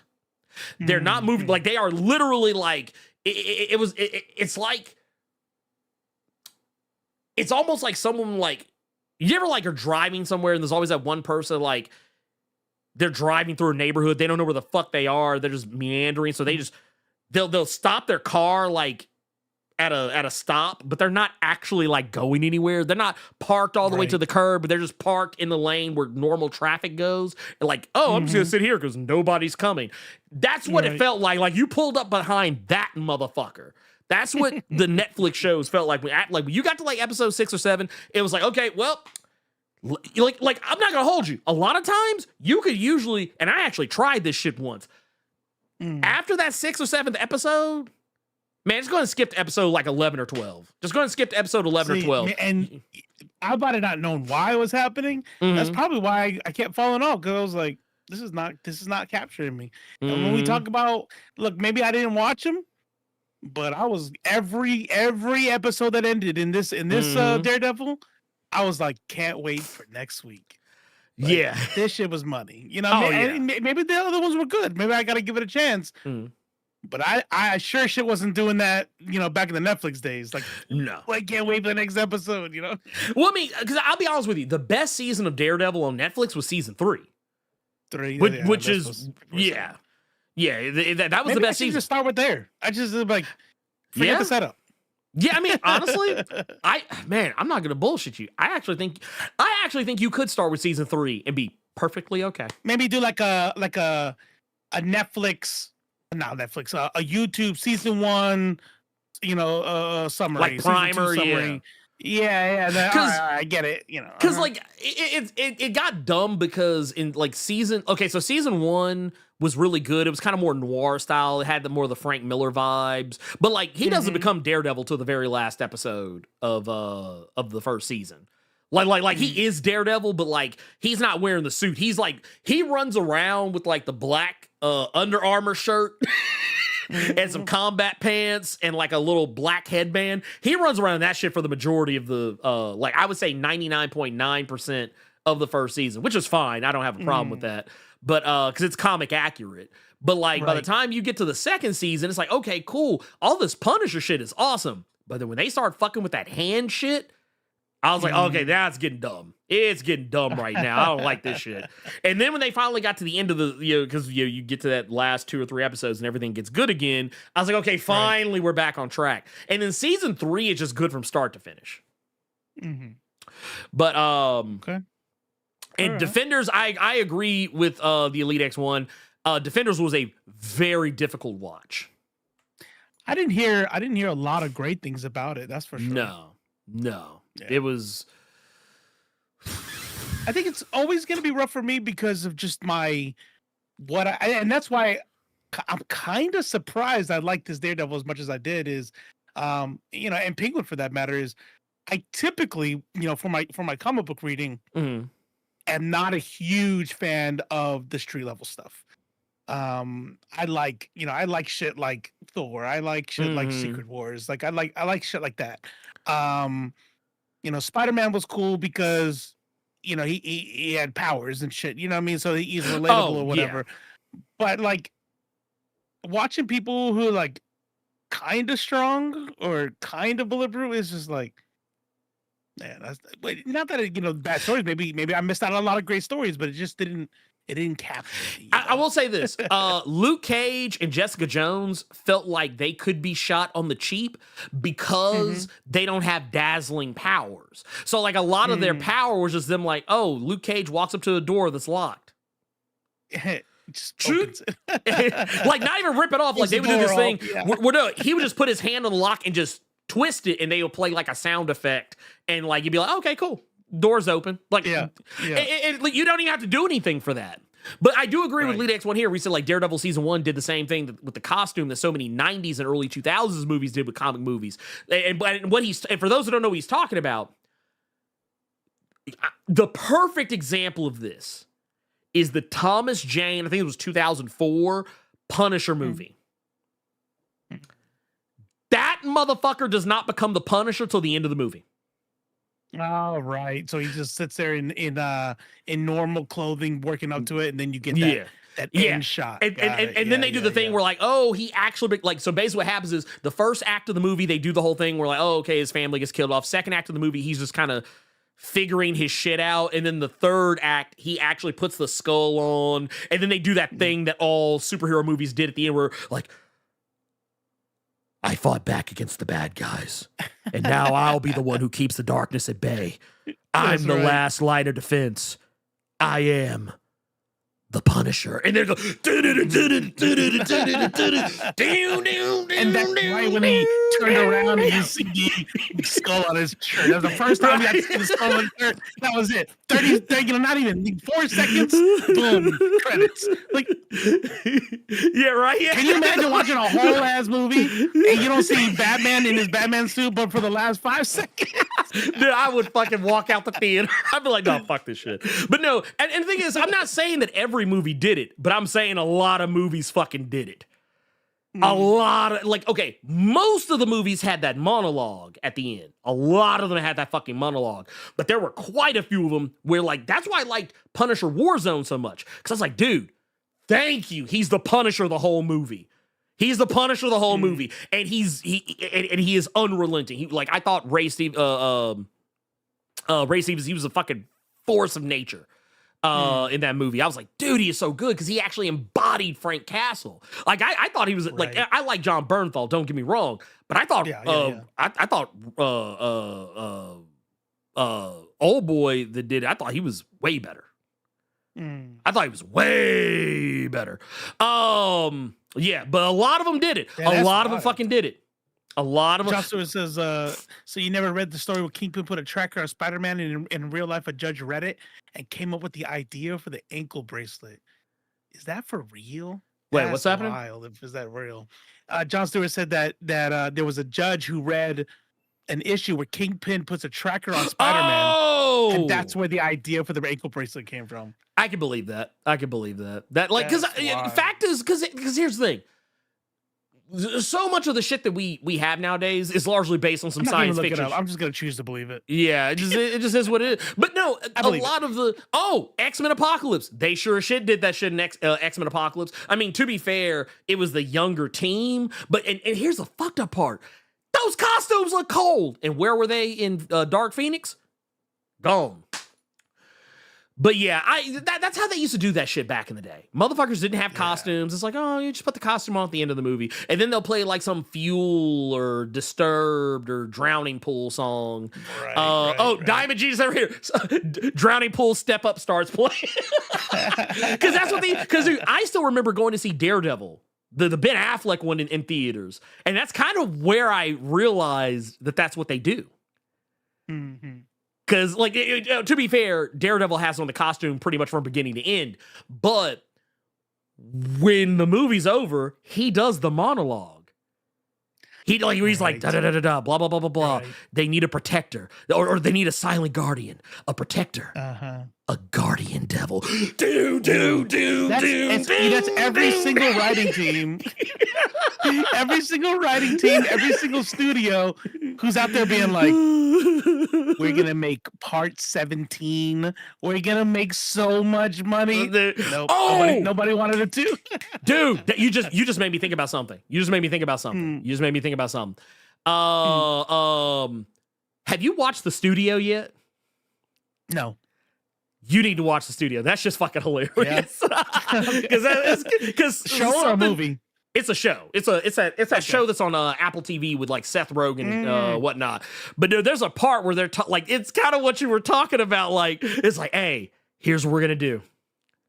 I got an idea that's gonna make all the money. You ready for this? Are you sitting down?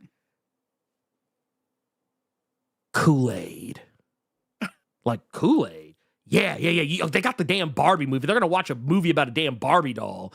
He's like, dude, we're gonna do the franchising. We're gonna make a movie about Kool-Aid, and the way that everybody was like the way everybody was like sycophantically like dancing around the fact that it was a bad idea. Yeah. And everyone's like, oh yeah, no, this is gonna make all the money. This is gonna make all the money because guys like, yeah, we don't do films. We make movies. That's right. Yeah, He's like, I make movies people want to go see. See, now when I think of shit like that, I would want to be. I wish I had the skill, the skill set, and the equipment to just go do dumb short films, and I would want to do a dark and gritty Kool-Aid Man movie.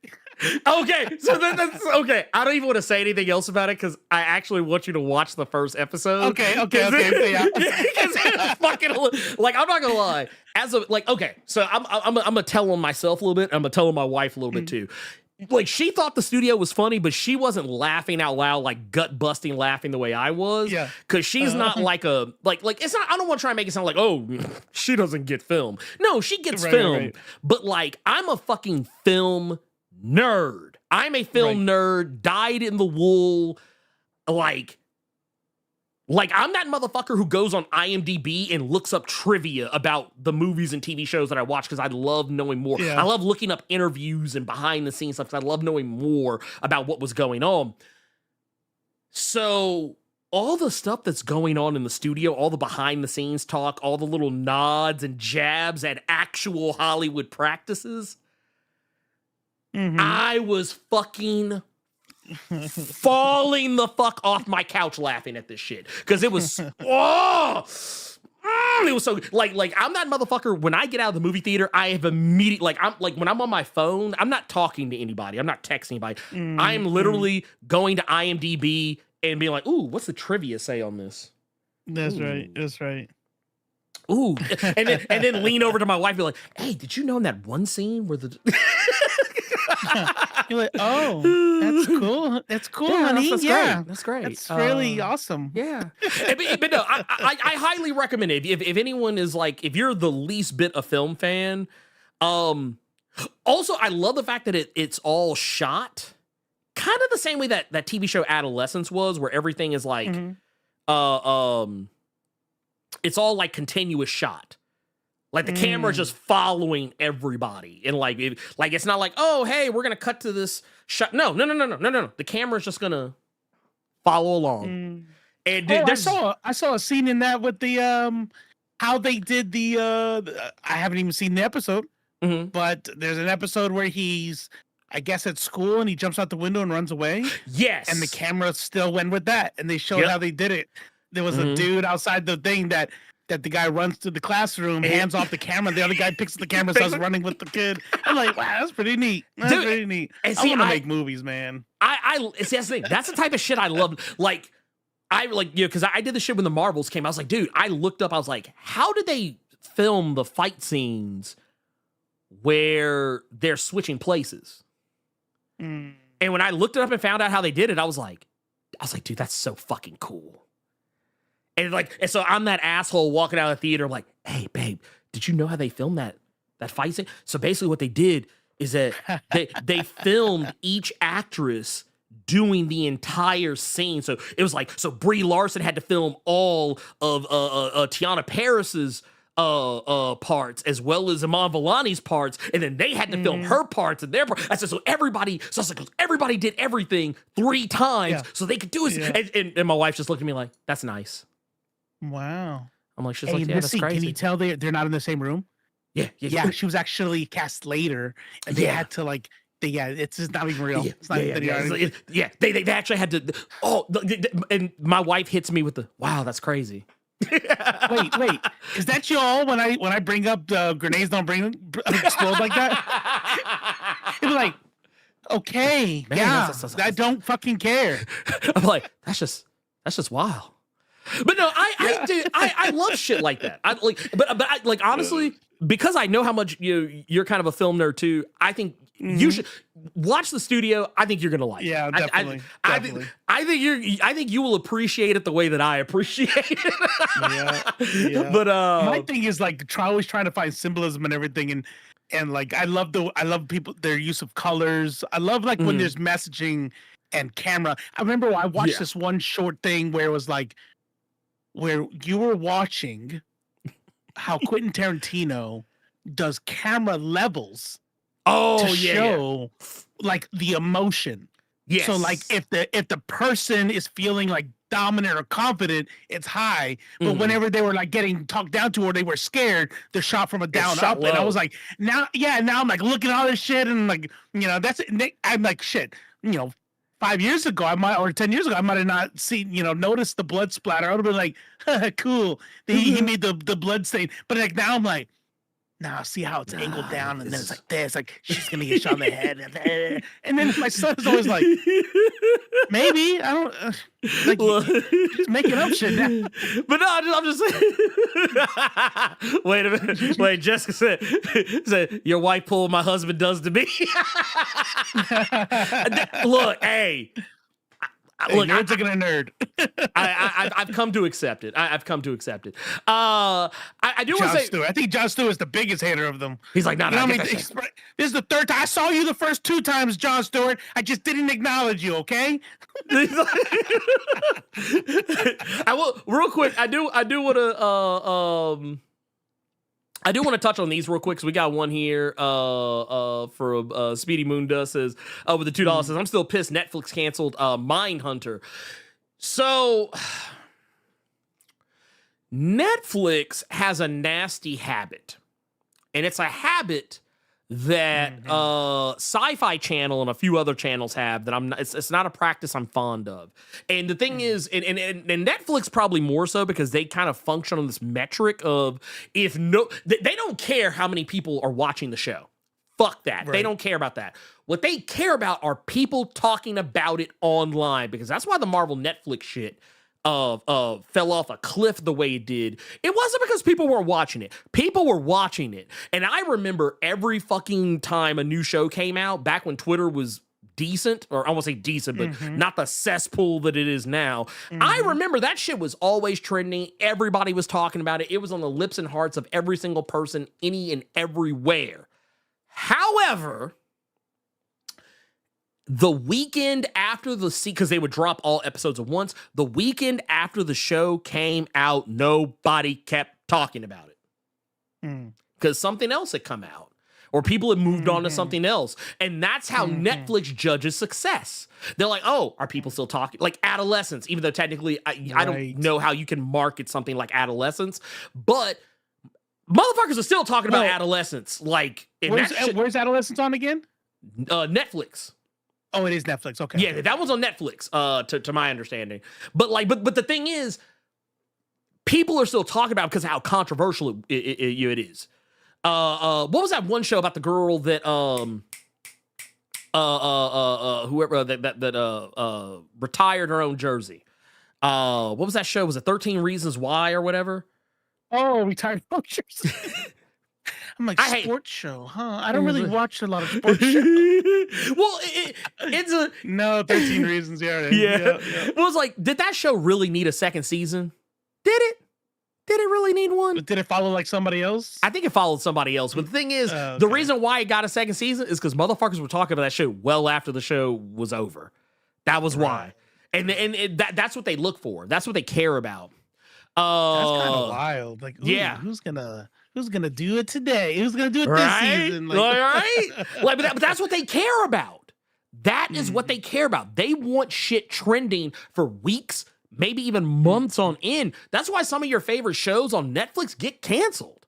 It ain't because nobody's watching it.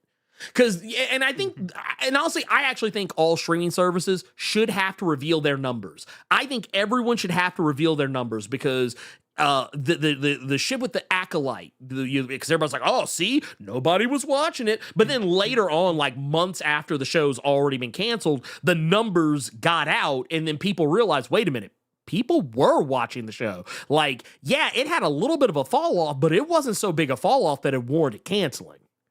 Right. It was almost like the election. It was almost like the election. It was like where everyone's like, oh man, everybody voted for Donald Trump. But then you find out after, more analysis, it's like, actually that election was a lot closer than people realize.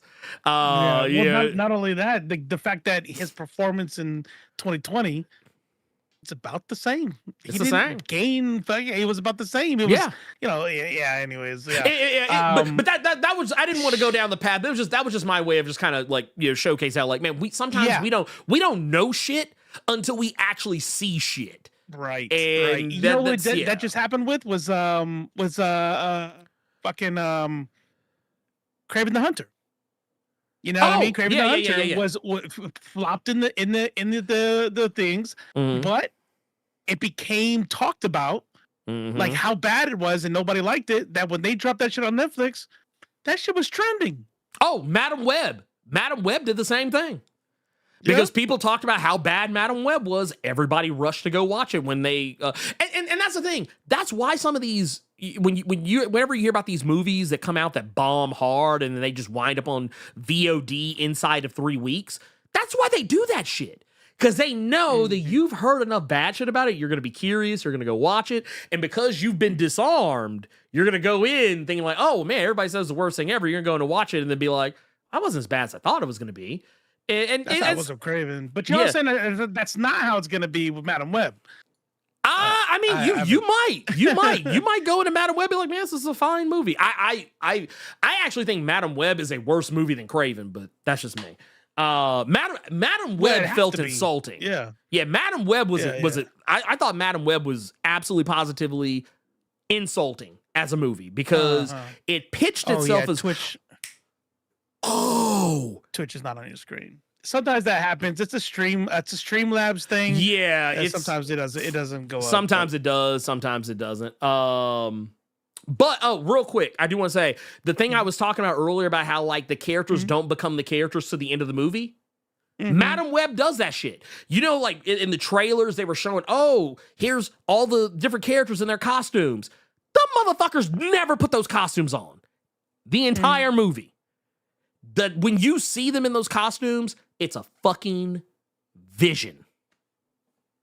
It's a fucking vision. Wow. And honestly, I feel like that was false advertisement because they made it seem like, oh shit, it's gonna be the characters. They're gonna get in costumes. Nope. No, they are not. He said they literally become the characters in the credits. Yes. And they do the thing. This city needs protectors, people who can watch over it, people who can fight the villains that they can't fight for themselves. They were in the wrong year. And that's the thing I almost am willing to give them a pass on because the movie actually takes place in 2003 where that shit was normal. Okay, like a meta, right? like honestly, if you look at it from a filmmaker standpoint, they actually did a really good job of capturing the vibe of a 2003 superhero film, but for the wrong reasons. Got it. But no, I'm gonna roll back because we do got some other stuff I kind of want to hit real quick because we also got where to go? Here it is. We got a Streamlabs from Levesta the Samurai with the 5. Here, I'm gonna pull this up. It says, actually, kind of zoom this in. Yeah, there we go, just a little bit. It says, fucking excited. Got the news that I got a baby girl on the way. Little Samurai is loading. Dude, okay, first off, that is, that's the shit. That is, will this work if I, let's go. Let's go. Congratulations. Congrats. I love to see it. Also, let's see here. Where did it go? Here it is right here. Here's another we got from Jonathan Cantor says, y'all, oh wait, did that? Oh no, it was this one. It says, just want to say, if DCU gives me Tara Strong as a full live action Harley and a sexy Poison Ivy, cough, Christina Hendricks, take my money. Look, I'm not against any of this, okay? I'm not against any of this, all right? I'm not against any of this. Well, actually, no, I take that back. I don't fuck with Tara Strong like that anymore. I almost forgot. I don't fuck with Zionist trash. Shit, yeah. Really? She's like that? Yeah, she's a Zionist. I don't. Yeah, so honestly, if you just get Kaylee Cuoco, I'm good. If you give it to Kaylee Cuoco, I'm good. I'll First accept. of all, let me just give the obligatory. I would do anything for Christina Hendricks. 100%. So yes, that would be Poison Ivy. That's a risk it all situation there. But here's the deal. Now you got Heath Ledger as the Joker, right? You know how sometimes we come across those Tony Stark as Iron Man. Like it'll be a very it's a rare time when like these people are literally 10 out of 10, 100% the perfect casting. Mm-hmm. Did y'all not feel that way for Margot Robbie? Because I low key felt like man, who comes after Margot Robbie? Margot Robbie. I like Margot Robbie. Harley Quinn. You know? Yeah, I like Margot Robbie as as Harley. I thought I will say this. As much as I loved her as Harley Quinn, I'll be the first one to admit Birds of Prey. I fell asleep on that motherfucker. It wasn't. That's fair. It wasn't. Yeah. I'm gonna tell you what it is. It's not that I think it's a bad movie. I finished it, and when I finally finished it, I kind of walked away from it like I don't hate this, but I don't love it either. And it's largely because there are some aspects of it that I don't like. I love Rosie Perez, but I'll be the first one to say I thought she was a little bit too old to be playing Renee Montoya. But considering that this is a comic book movie and this isn't like Prime Earth continuity, I was like, you know what? I'm going to let it play. But then when we got to Cassandra Cain, I couldn't let that one go. I was like, why is she talking so much? I was like, did someone like look at the IP list and say, I will like, because you know that is something that does actually happen. Like you look at what you got on the IP list, you'd be like, okay, I think I can do something with that character. I can do something with that character. Right. Did someone just see her and be like, oh, I could do something with this, or oh, I need another character here. We'll just take this name. That's a name we can use, right? Okay, cool. All right, bet. Right. It would have worked way better as an Arrow. I do agree with Jessica. It would have worked way better as an Arrowverse show. I'm 100% willing to say that. Like if that shit would have came on CW, I would not have even batted a fucking eyelash at it. I would have been like, they would have a different camera. They would have been at 60 FPS at least. Yeah, something. I guess. I don't know. Once again, I'm a fucking comic book nerd who likes comic book stuff. Give me that. Don't dumb it down. Don't dumb it down for the normies. 100%. Give me. Yeah. I want that They gave a girl the scream. That was dope. And finally. and no wait, and she had to quick at the end. And she had to be no, I take it back because then they gave her like a device at first that could do it, but then they brought over a variant who could just do it without any like tech or anything like that. But I was like, can we? What are we doing? Why do I got I was like, man, I fucking hate it here, dude. I was like, y'all, man, like, y'all suck, man. I need to give me some. Oh, and then Firestorm, when they were doing Firestorm, like, man, you could tell they did not have the budget for Firestorm, because at least before they started doing Legends of Tomorrow, because Robbie Amell, they kept reusing shots of him transforming and using his powers. A lot of folks didn't catch it at first, but if you go back and watch that first season of Flash, a lot of the times you see Robbie Amell as Firestorm, they're reusing footage from a previous episode. So, hate to see it. That's just expensive. They're like, nah, man, that fire costs money. Fire costs money. That's right. Yeah, fire costs money. We got a question in the Nerds of Culture for the Discord channel. Don't forget that is out there. Cordoba coming through. Let's go. Let's see. Are we getting existential today? Evening, Blerd and Robo. I hope everything. I'm sorry. Were you done with Super Chats? Yes. Okay, good. Sorry. I just thought about it. Evening, Blerd and Robo. I hope everything is okay with you all. I checked out the new season of Black Mirror, and so far it's pretty good. Have any of you seen it yet? Maneater and I, check this shit out. Maneater and I saw the first episode and were absolutely depressed.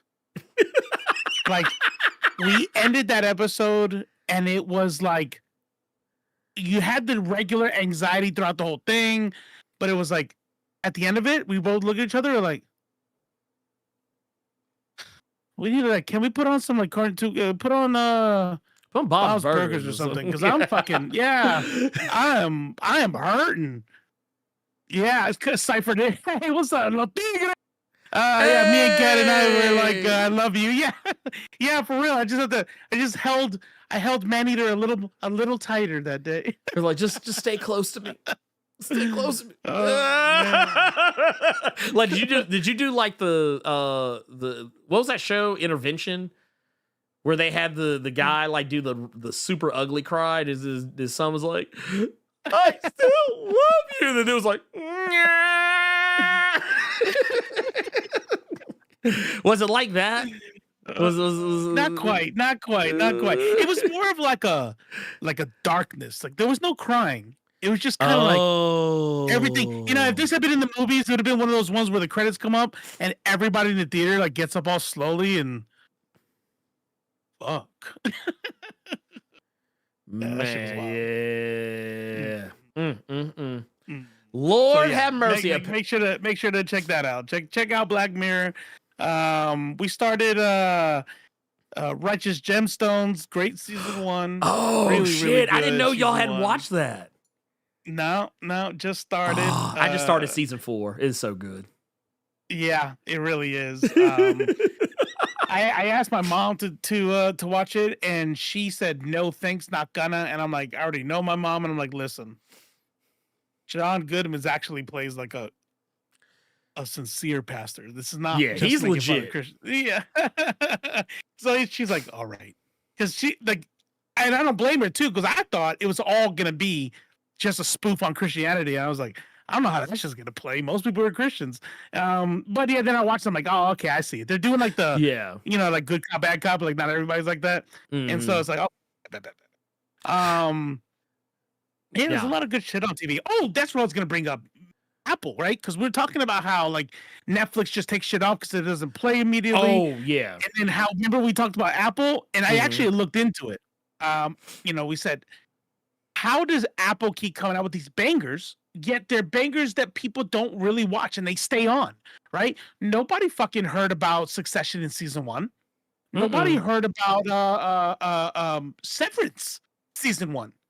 Or Shrinking. And then it's always like season 2-ish, season 3, sometimes season 3s of these shows where it becomes, and then, but how did Apple keep them on? So I went and looked it up, and I went into this deep dive about how Apple works. Apple loses millions of dollars on Apple Plus. Apple makes no money, technically no money. Makes no money, loses money on Apple Plus. And so I'm like, how does that work? Like, I don't understand. Well, when you are a fucking mega core like Apple, everything makes you money, but you don't care about money. Like you don't ever lose money on a like a physical, like you don't care about what your thing sells for. It's like, hey, when I do this and I sell and we lose money here, how does it affect other industries? How does it affect our global name? You know what I mean? And then that, and so it literally ties into people buying more iPhones, or people, I guess, as long as Apple is on the main front, they will sit there and lose money. And so they sit there releasing these bangers, and they're like, nah, we'll let it play out. We don't need to make money. We lose money on this bitch anyway. That's how much money they make. It's like fucking, it's nothing to them. It's like wild. it literally does not matter. Like it does not matter, like on any level, which I think is wild. It is wild. It just means there's just too much money in the world. Like this, you have too much money if you can lose hundreds of millions of dollars and not give a fuck, because the mindset is that you're going to make it somewhere else. You know what I mean? And that's just wild to me. Shit. Apparently, I forgot there was Star Wars shit popping off today, and apparently they had a lot of Star Wars. Season 2? Mandalorian and Grogu, and they announced a new, I'm not sure if it's a movie or a TV show. I think it's a movie. Star Wars Starfighter. Oh wow. Which I wonder. Yeah, this is gonna be a movie. So I'm actually wondering if this is that movie that old girl who directed the Wonder Woman movies was supposed to do and ultimately did not. I have a lot of questions. But no, I have not watched the new Black Mirror yet. I actually was going to start it. And I did that thing where I pressed play, but like I just wasn't paying attention to what I clicked on. Excuse me. And I ended up just starting the first episode of the first season, not thinking about it. Oh. And I was like, huh. This looks familiar. Back to my phone. Yeah, basically. Well, also, I was doing some commissions for, which actually just reminded me, I actually need to get back on that. I got some finishing touches on one last picture, and I'm done with that, and I can get back to working on the comic, because that has actually been like a whole process. That said, I heard some rough stuff about it though. I heard it was good, but I heard the Issa Rae's episode was the worst one. That's what I've heard. Like worst meaning not good? I guess. I mean, you know how worse, like it hurts. Like, well, no, like as in not good. And you know how people are, like everyone has this like, oh, it's either the greatest of all time or the worst that's ever happened. And I kind of rolled my eyes at it, if I'm being honest. As you should, yeah. Yeah, because like usually what it is like it's usually like I see this shit all the time where you're talking to people about something. And it's like, oh, well, yeah, that was okay, but this was better. And it's like, well, nobody asked you that. Like, I'm talking about why I think this thing is cool. Like, no one asked you for your opinion about the hierarchy of it. It's just like, we're like just take your weird self on somewhere. Like, well, this, like, I think I saw someone even talk about this, back when like Superman and Fantastic Four were first, kind of showing off the trailers. Like, oh, which one's going to win? Which one's, I was like, why can't they just both win? Like, why are we pitting these? I was like, dude, do you realize this shit doesn't happen? Yeah. This shit doesn't happen all the time. We're actually getting two legitimately potentially good superhero movies within like what, a couple of weeks of each other, or a week of each other? Right. It's like, dude, we win. That's who wins. That's it. We win. Right there. Oh, Jessica Santana, good question. Have you started wait, what was that? No. Ajaxinum. Last of Us. You start Last of Us? Oh, yes. Yes, I did. I saw, actually, I literally just watched it today, as a matter of fact, because I have not had time to. And watching Joel's face, just knowing. You know what? I wonder if there's anybody, well, like my mother-in-law, for example, she never played the game and she loves the show. So there's people in this world who don't know what's coming. Yes. That's my wife is one of them. Really? Does she not know? She doesn't. It's not even spoiled for her from social media? Nope. Oh, so man. well, because she's gonna bawl. She's gonna cry. And when I played Last of Us 2, I didn't play it in the living room. I played it back here. So she never saw it. Like she never saw me playing through any of the parts. Because like when this isn't a spoiler, when the show first starts, it actually doesn't start with Joel or Ellie. It starts with Abby. And like when she sat down, she was like, who are these people supposed to be? Like, cause she was looking at it as if, oh, are these characters I just don't remember from the first season? That's where she was. And then like eventually I just broke down and told her, I was like, oh, I said, you're not supposed to know who these characters are. I was like, these are characters from the second game. I was like, this is Abby. You're getting used to them now. Yeah. Yeah. I was like, we're kind of going in media res where like the show's not assuming you know who they are, but they're just kind of giving you subtle hints to let you know that whatever the fuck's going on, they don't like Joel. I said, that's really all you need to know. But I told her who Abby was just to like, so she wouldn't be like obsessing over it. But yeah, obviously I'm not one of those kind of people that are like casting, blah, blah, blah, you know. Yeah. I was very disappointed though, if I had to be honest, about it, how much it looks like the actor who plays Abby has never had to lift anything heavier than her hands in her life. Like, yeah. You know, I mean, like, well, man. Yeah. You don't have to, I'm not saying you have to be as jacked. No. You could have been athletic. You could have been like, okay, I have to play this character. Let me go to the gym now. Like, there is not any more muscle in that arm than it needs to be to bend it, to do stuff. Well, and the thing is, so before I saw the show, I did see the interview where Caitlin Dever, who plays Abby. I actually saw where she was talking about, like, they're like, oh, like, you know, did you like gain any weight for the role? Or are you getting like super jacked? She was like, nope, didn't do that. And I was like, oh, that sucks. Because I was like, that was the part that made Abby such a force, was that like, right. She was legitimately bigger than Ellie. Like she was like, right. Like like not saying she was Hulk strong, but just like she was strong enough that Ellie fighting her is a challenge.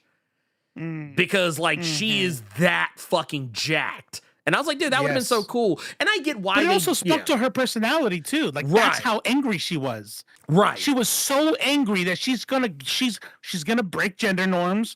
You know, she knows that it's like, I'm going to get strong because I am going to kill Joel. And here we just get somebody who's angry, but that was a big part of it. And that was the part that fucking pissed off the Chuds. You know, so much so that when I was watching it and I heard all the shit about trans person being on the show. Oh yeah, I thought they were talking about Abby. I was like, I did too at first. I don't think she's trans. Okay, no, she's just buff. But then I realized it was something else. There was another character that also will show up this season.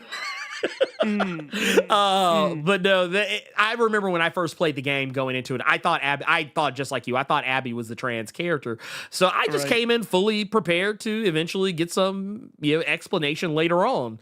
And I was like, oh, she's not trans. And then I forgot that there was a trans character at all until you get to the part where the trans character is revealed. And I was like, even then, I didn't, because you know why? This is kind of like bi erasure. There's like a no shit real trans man erasure kind of thing going on to where I'm like, this whole time I was waiting for a trans woman. Oh yeah, they're a trans man. It's a trans male. So the whole time. Also, that was the other thing too. That character doesn't show up till you're damn near done with the game. That's right. And the fact that they are on your way to the island, right. Like a matter of fact, by the time they actually even bring up that this character is trans, the game's almost over. Like you're literally the last few hours of the game. But the other thing for me was that like the reason why I'm actually willing to let it go is because I really love that movie. No One Will Save You.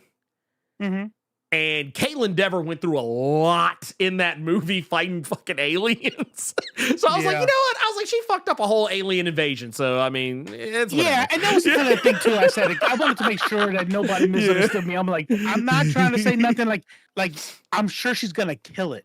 sure I'm gonna watch it and I'm gonna feel every ounce of anger she has.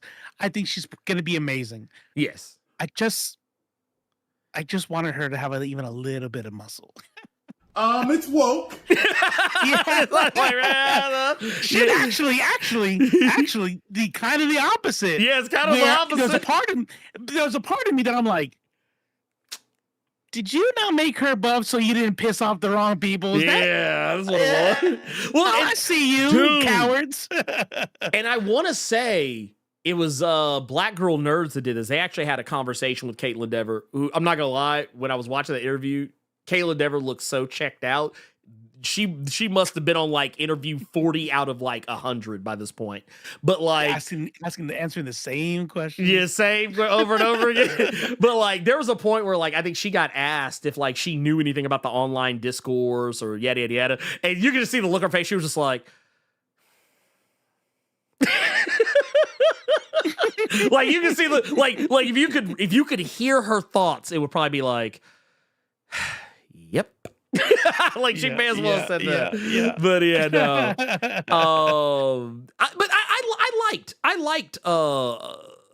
like Caitlin Dever. I like her as an actress. You know, the things I have seen her in, like I think the first time I saw her in anything was Justified. But where she was Rhea Ripley ugly. Yeah, right. Man, what?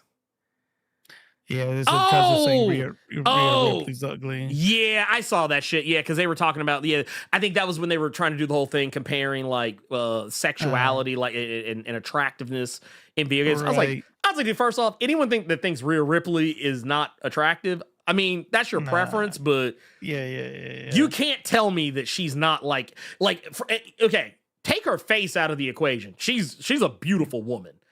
Absolutely. Period. And I think people forget what she used to look like before she used to like really like kind of goth herself up.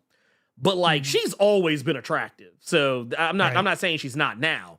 I think that's a problem people have. People like don't know how to separate their preferences from like objective reality. Like for me personally, I am a fan of smaller women. I like petite women. I like curvy women, but like they can't be muscular. Period.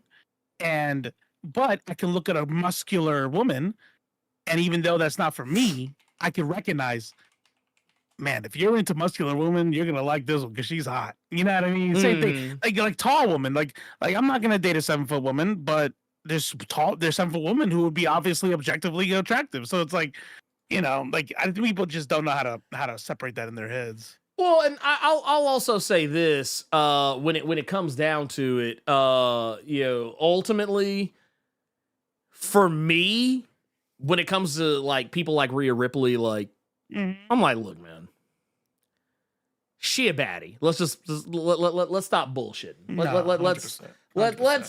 Let's not bullshit each other. Like Rhea Ripley, fine the motherfucker. But and most of the dudes talking about how like she's ugly look like that dude in the South Park World of Warcraft episode. So, yes. What are you gonna do? Well, and I also want to say too, these are also the same people. They want to have the big titty goth girlfriend. They want the big titty goth girlfriend. Right. But they don't. But it's also kind of like how you want the big titty goth girlfriend, but you ain't got big titty goth girlfriend money. Or rather, appearances. Like, you're looking like you want the big titty goth, but you sitting up here looking like this dude right here. And this dude's over there going like, and what he's typing right now is like, actually, she's ugly. Yeah, he's like, she's actually not attractive. She's actually objectively unattractive. Like, but because I've literally seen motherfuckers say that shit. I've literally seen motherfuckers like, because there were people that were trying to say, what's the young lady's name that's playing Silver Surfer in Fantastic Four? Well, if you would have asked me 2 seconds ago. Look.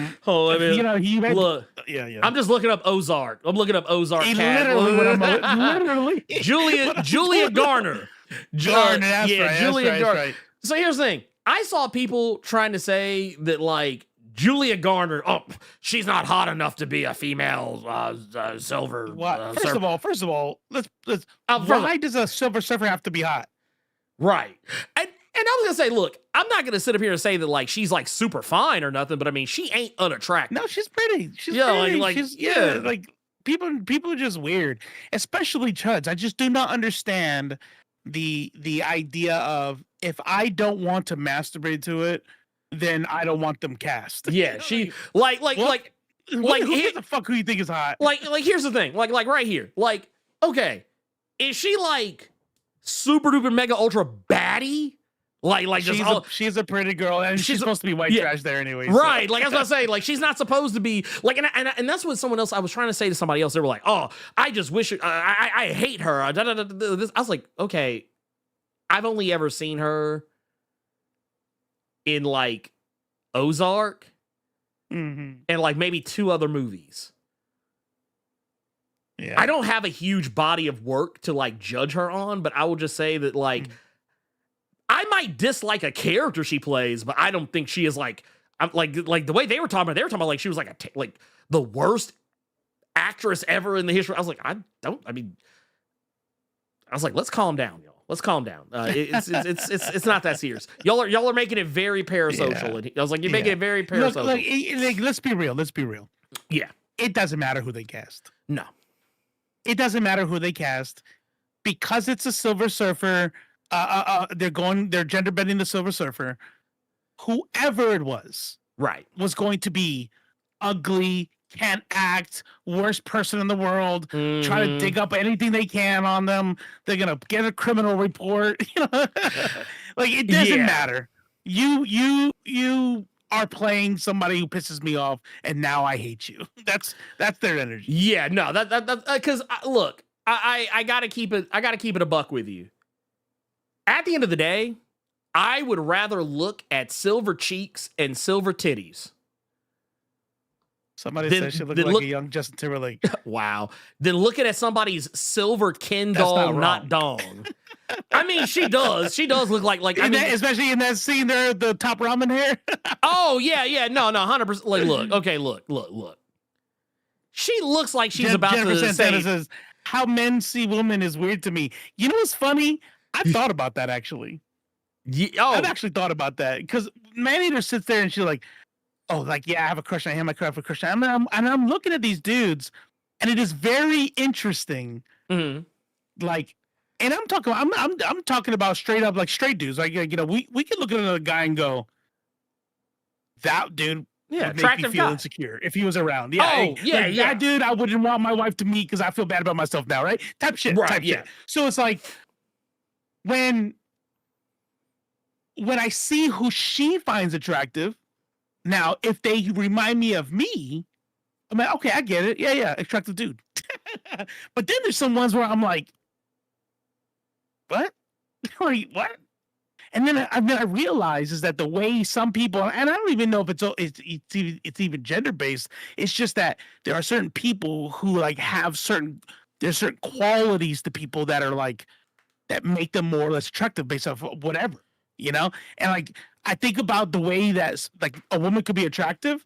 And then when I find out they're pieces of shit, they're like literally, physically become less attractive to me. And I think the mind is funny that way. I mean, I kind of function in a very similar fashion. Like if someone has a fucked up personality, it really doesn't matter to me like how hot they are. I will find them. I will find them physically unattractive. And then like I kind of like what you were talking about with Maneater. Like I've actually had similar like instances like that with Cynthia, where like we generally have about roughly the same taste in in women, but like I have noticed there are some things like that. Not me. Well, I say similar.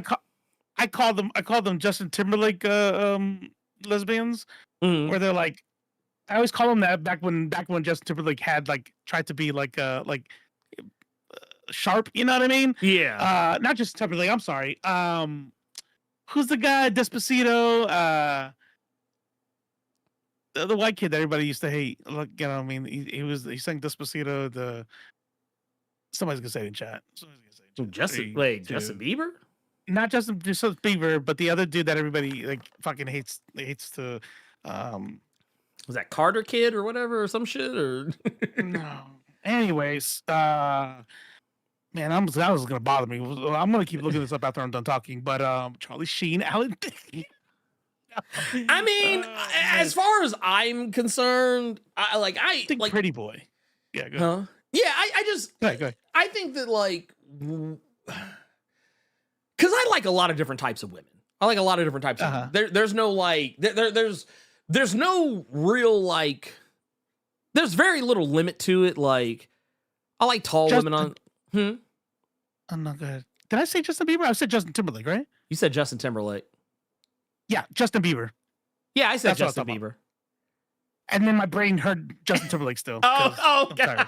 it's okay. It's okay. We'll wrap up here in just a moment. But anyways, like women like that, you know what I mean? Like the suits, the Amber Rose in a suit in a high and tight. She's like, that is hot. I'm like, okay, pick somebody hot that I think's hot too. No, I will say this: there are certain types of women that I don't find attractive, not because I don't think they're attractive, but subconsciously. Like, okay, case in point, I was watching Harlem last night. Because I've never really just sat down and watched it before. I've seen like parts of it, but I never just sat down and watched the whole episode. There's a character on the show whose name, I think their name is Ty, and they're lesbian, and they're like kind of more of a, they kind of remind me of what my cousin used to be before they transition.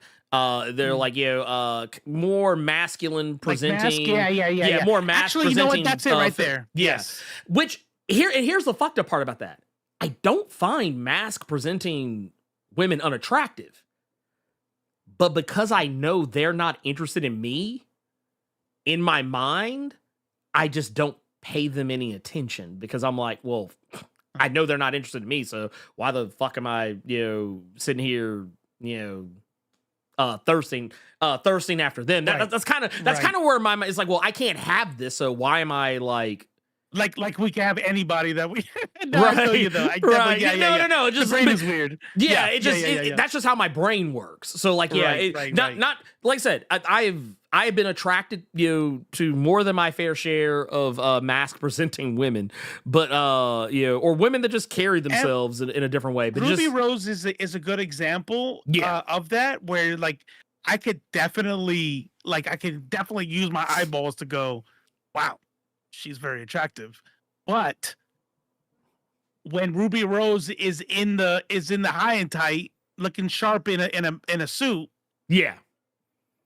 I'm like, I wish you wouldn't wear that. Like in my brain, like not, I wish you would change.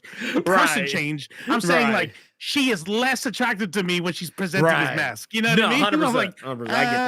I get that. No, like I say, it's a subconscious thing. Like it just, and a lot of times too, like women that I know are like super mega ultra out of my league. I'm usually like, I mean, I'll still probably find them attractive, but I just won't be like, oh, that's actually a really good point. And I would say I'm the same when it comes to real life. Like there's people we find attractive on TV, like Margot Robbie or whoever, right? But if in real life, I wouldn't be like, I wouldn't shoot my shot. I wouldn't be like, okay, that's it's like, but people that are, it seems like I guess the term would be like down to earth, more grounded, more like, oh wow, you look like a real person. You know what I mean? Yeah. Which is funny because I have dated like people who did experience, the fact that like being respected as an individual, you know what I mean? They would talk about how like people, they never knew how to have not knew how to, but they were tired of people never wanted to date them other than for, for their looks. Oh yeah. Yeah. It's like I'm something a real physical person. Like I'm not just hot, Yeah. And it's like, oh man, that's crazy. Yeah.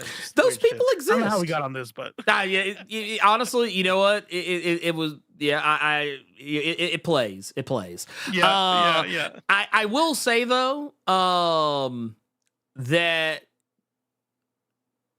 with all that being, put out there, with all that being put out there, G Martinez mad guy. That's exactly. As soon as I said it, I was like, man, that's not what I meant. He's like, that. I am so happy she wears that because that's what she wants to wear.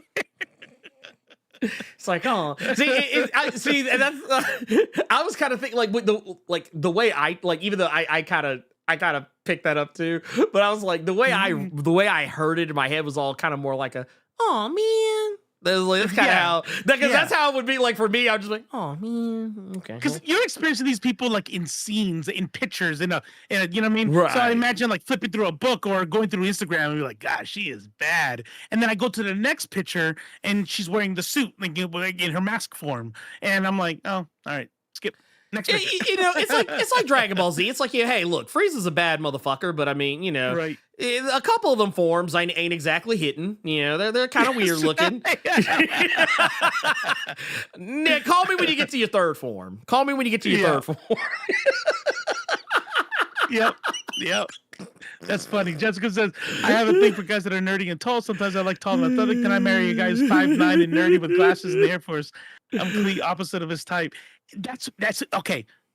I'm glad you said this. All right, let me go because I know we're at the end. But I just want to say this one thing. It's like I'm not his type. All right.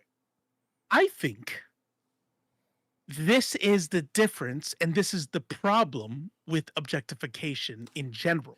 Not objectification in terms of like a thing that only chuds do, but objectification in the thing that we all do when we're imagining a partner. Right. And especially men, not because of our chromosomes, not because of our DNA, but because of our social conditioning. We have a problem with objectifying women, straight men, objectifying women because that is what we're told is valuable.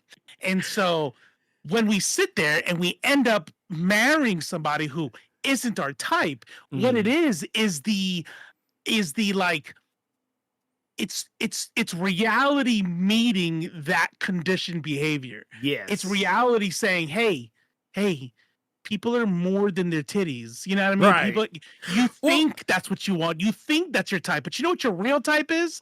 Somebody who you could talk to, that you could enjoy life with, that can make you, you know, that gives you serotonin. You know what I mean?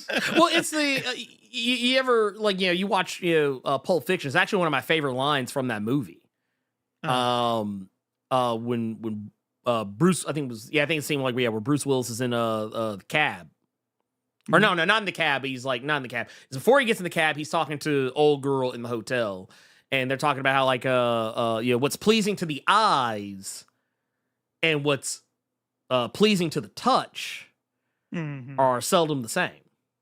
Yeah, it's and I'm not gonna lie, that's a line from that movie that has followed me. Yes, because like I used to be one of those dudes who was like, nope, if I do a girl, they got to be this, and this, and over like it, and I wasn't, and thankfully I wasn't this way for long, but like I started noticing that the women who weren't like a part of that magical hyper idealized framework that I believe like, no, that's the ideal woman for me.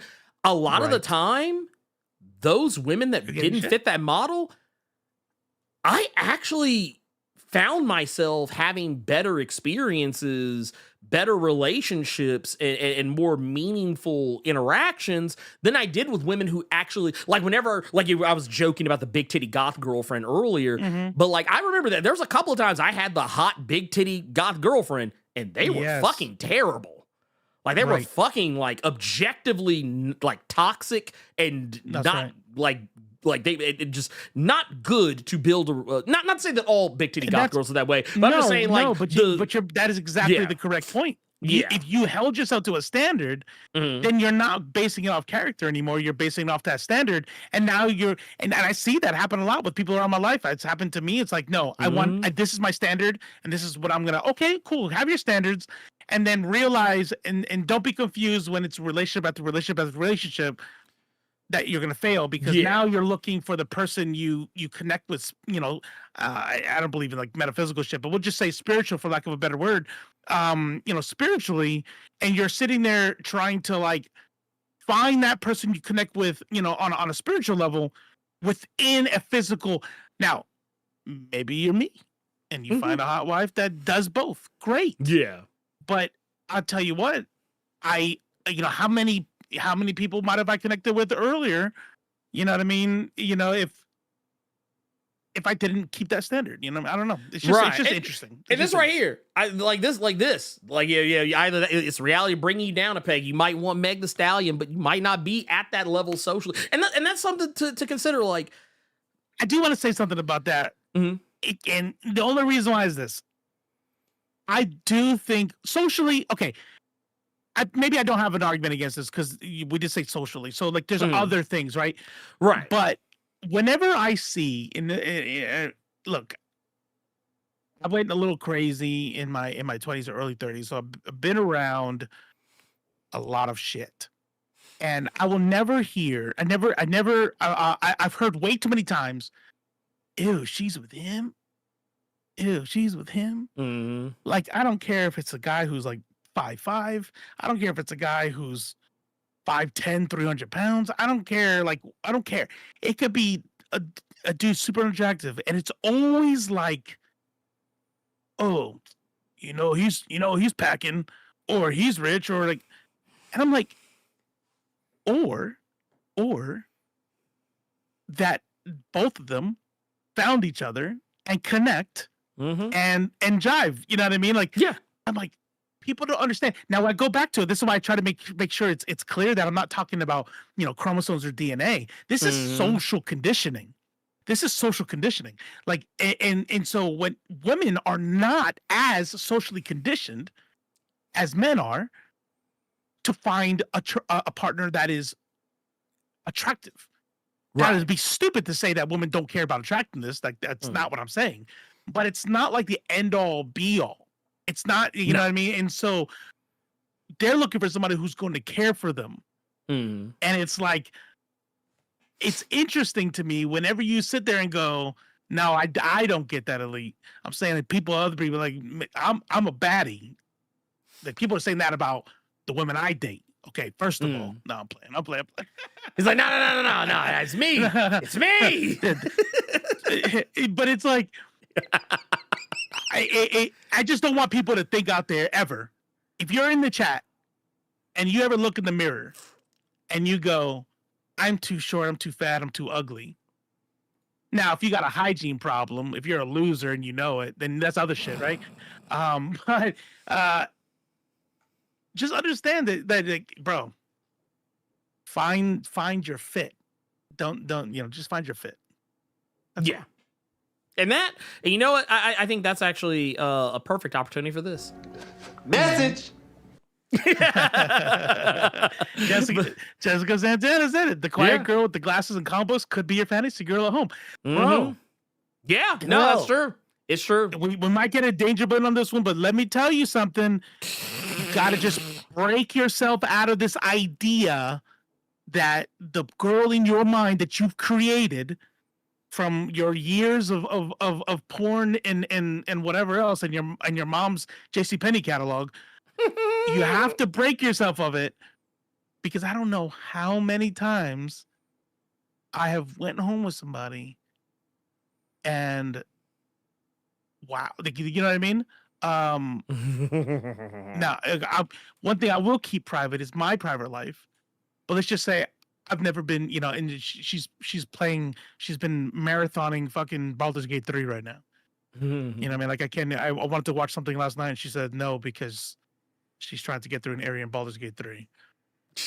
And my wife is awesome. So I'm just saying, like, exactly that. Like, don't think that the person has to be like this thing. Like, yeah. Nerd without fear. Nerds of culture. Hey, Papa. Hey.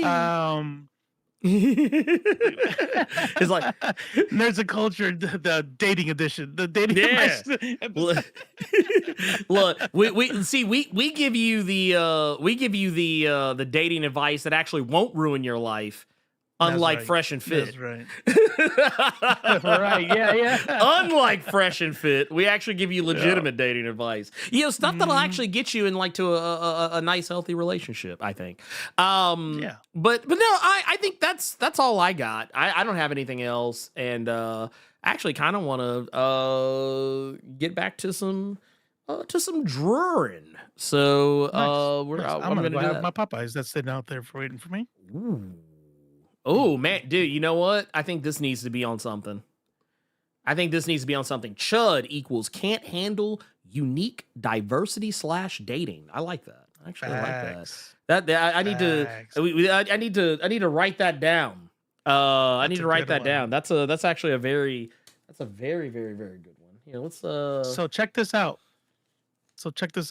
yeah, what you got? If you're at a computer or if you're on your phone, open up your browser, and I would like you all to go to leftface.tv. That's it. Go to leftface.tv. That's the tweet. assignment. That's the assignment. And that'll take you to a page that says Left Face Apparel coming soon. Plug in your email address to get updated when we go live. We're going to be selling shirts. And I already have a shirt in mind that's already made and it's sitting there. I just want to finish the storefront. But I think y'all are going to like it. You know what I mean? Probably we'll commission some shit from Earn Dog here because I'm not drawing at that level yet. You know what I mean? We're going to get some shirts in there. I'll do it. But the first one is a nice minimalist, simple shirt that I think people are gonna want. That's it right there. So on this list, there's no leftface.tv, but this is where you all could find me on socials if you don't already follow me on YouTube and Twitch. But yeah. Kind of excited about this storefront thing. I can't wait to see it. Actually, speaking of, I actually need to put. I've been so lazy about this shit. I need to put up the because there's 3 shirts that need to go up on the storefront for mine, and I just have been everywhere else but doing that. So yeah, I should probably do that. I got nothing else. All I'll say is if y'all want to do me a huge favor, you want to help a brother out, hit that like button if you haven't done so already. That would be amazing. Because I don't think the likes haven't gone up past 120. We still got more people than that here. I've seen way more people of that in here. So make sure you hit that like button before you get out of here. Also, if you want to do me a huge favor, go check out my I put out a video today, the best comics this week. Make sure you go check it out because I put a lot of work into that. So go do that. Go check out the best comics this week. I thought that it had a pretty nice little lineup of comics that I'm talking about on there. Absolute Flash being one of them, and Superior Avengers also being on there as well. So make sure you go check those out. And as far as I know, unless something just catastrophic happens, we will have Blerd Cave 300 this weekend. Unfortunately, we will not have the special guest that I had lined up. And I guess I can tell y'all who it was since it ain't happening. It would have been the creator of Gargoyles and Young Justice. Greg Weisman would have came and hung out with us for about an hour. I'd actually talked to him ways back, and he actually was going to do it for me as a favor. Because he was through last week, huh? Because of the PC crashing. I wish I would have been fast enough on my feet to get the other computer up and running, but that actually took more time, and I was like, his time is sacrosanct, so I didn't want to waste his fucking weekend on a maybe. So and to get that set up, that took a month of planning. So I knew that I wouldn't be able to get him back if for whatever reason we reschedule to the next week or whatever. So but it is what it is. Yep, it is what it is. But we're gonna have a fun show this weekend in spite of that. And I'll just say publicly, because I've already said it privately, Greg's a great dude. I was even shocked that he even considered pulling up to the show. The reason why we don't usually have guests on Saturdays is because Saturday's a hard day to get people, especially people who do cons and whatnot. So the fact that because he even told me, he was like, yeah, I don't do this for anybody. So the fact that he was willing to do it for me spoke volumes. But all I will say is just go show him some love and go check out his Gargoyle stuff because it's been fucking amazing. Go check out Spectacular Spider-Man and just go show the man some love. But, here we are. And that's all I have. Thank you all so much for your patience, for hanging out with us, for laughing and joking and hee-heeing and ha-haing with us and listening to us. Not Kiki Palmer in though. Don't do that. She catching hell right now. Oh, really? Yeah, I'll tell you when we get off of I'll tell you when we get off of here. But just know that we love you. We love you. Love you 3,000. We love you fucking 5 million. Is what we love you. And I hope you all are taking care of yourselves out there in these streets and doing your thing. And hopefully I see you guys next week for NOC 71, baby. Until next time, for Robo of Left Face TV, I am the Blur Without Fear. And Kingpin, you can go to hell.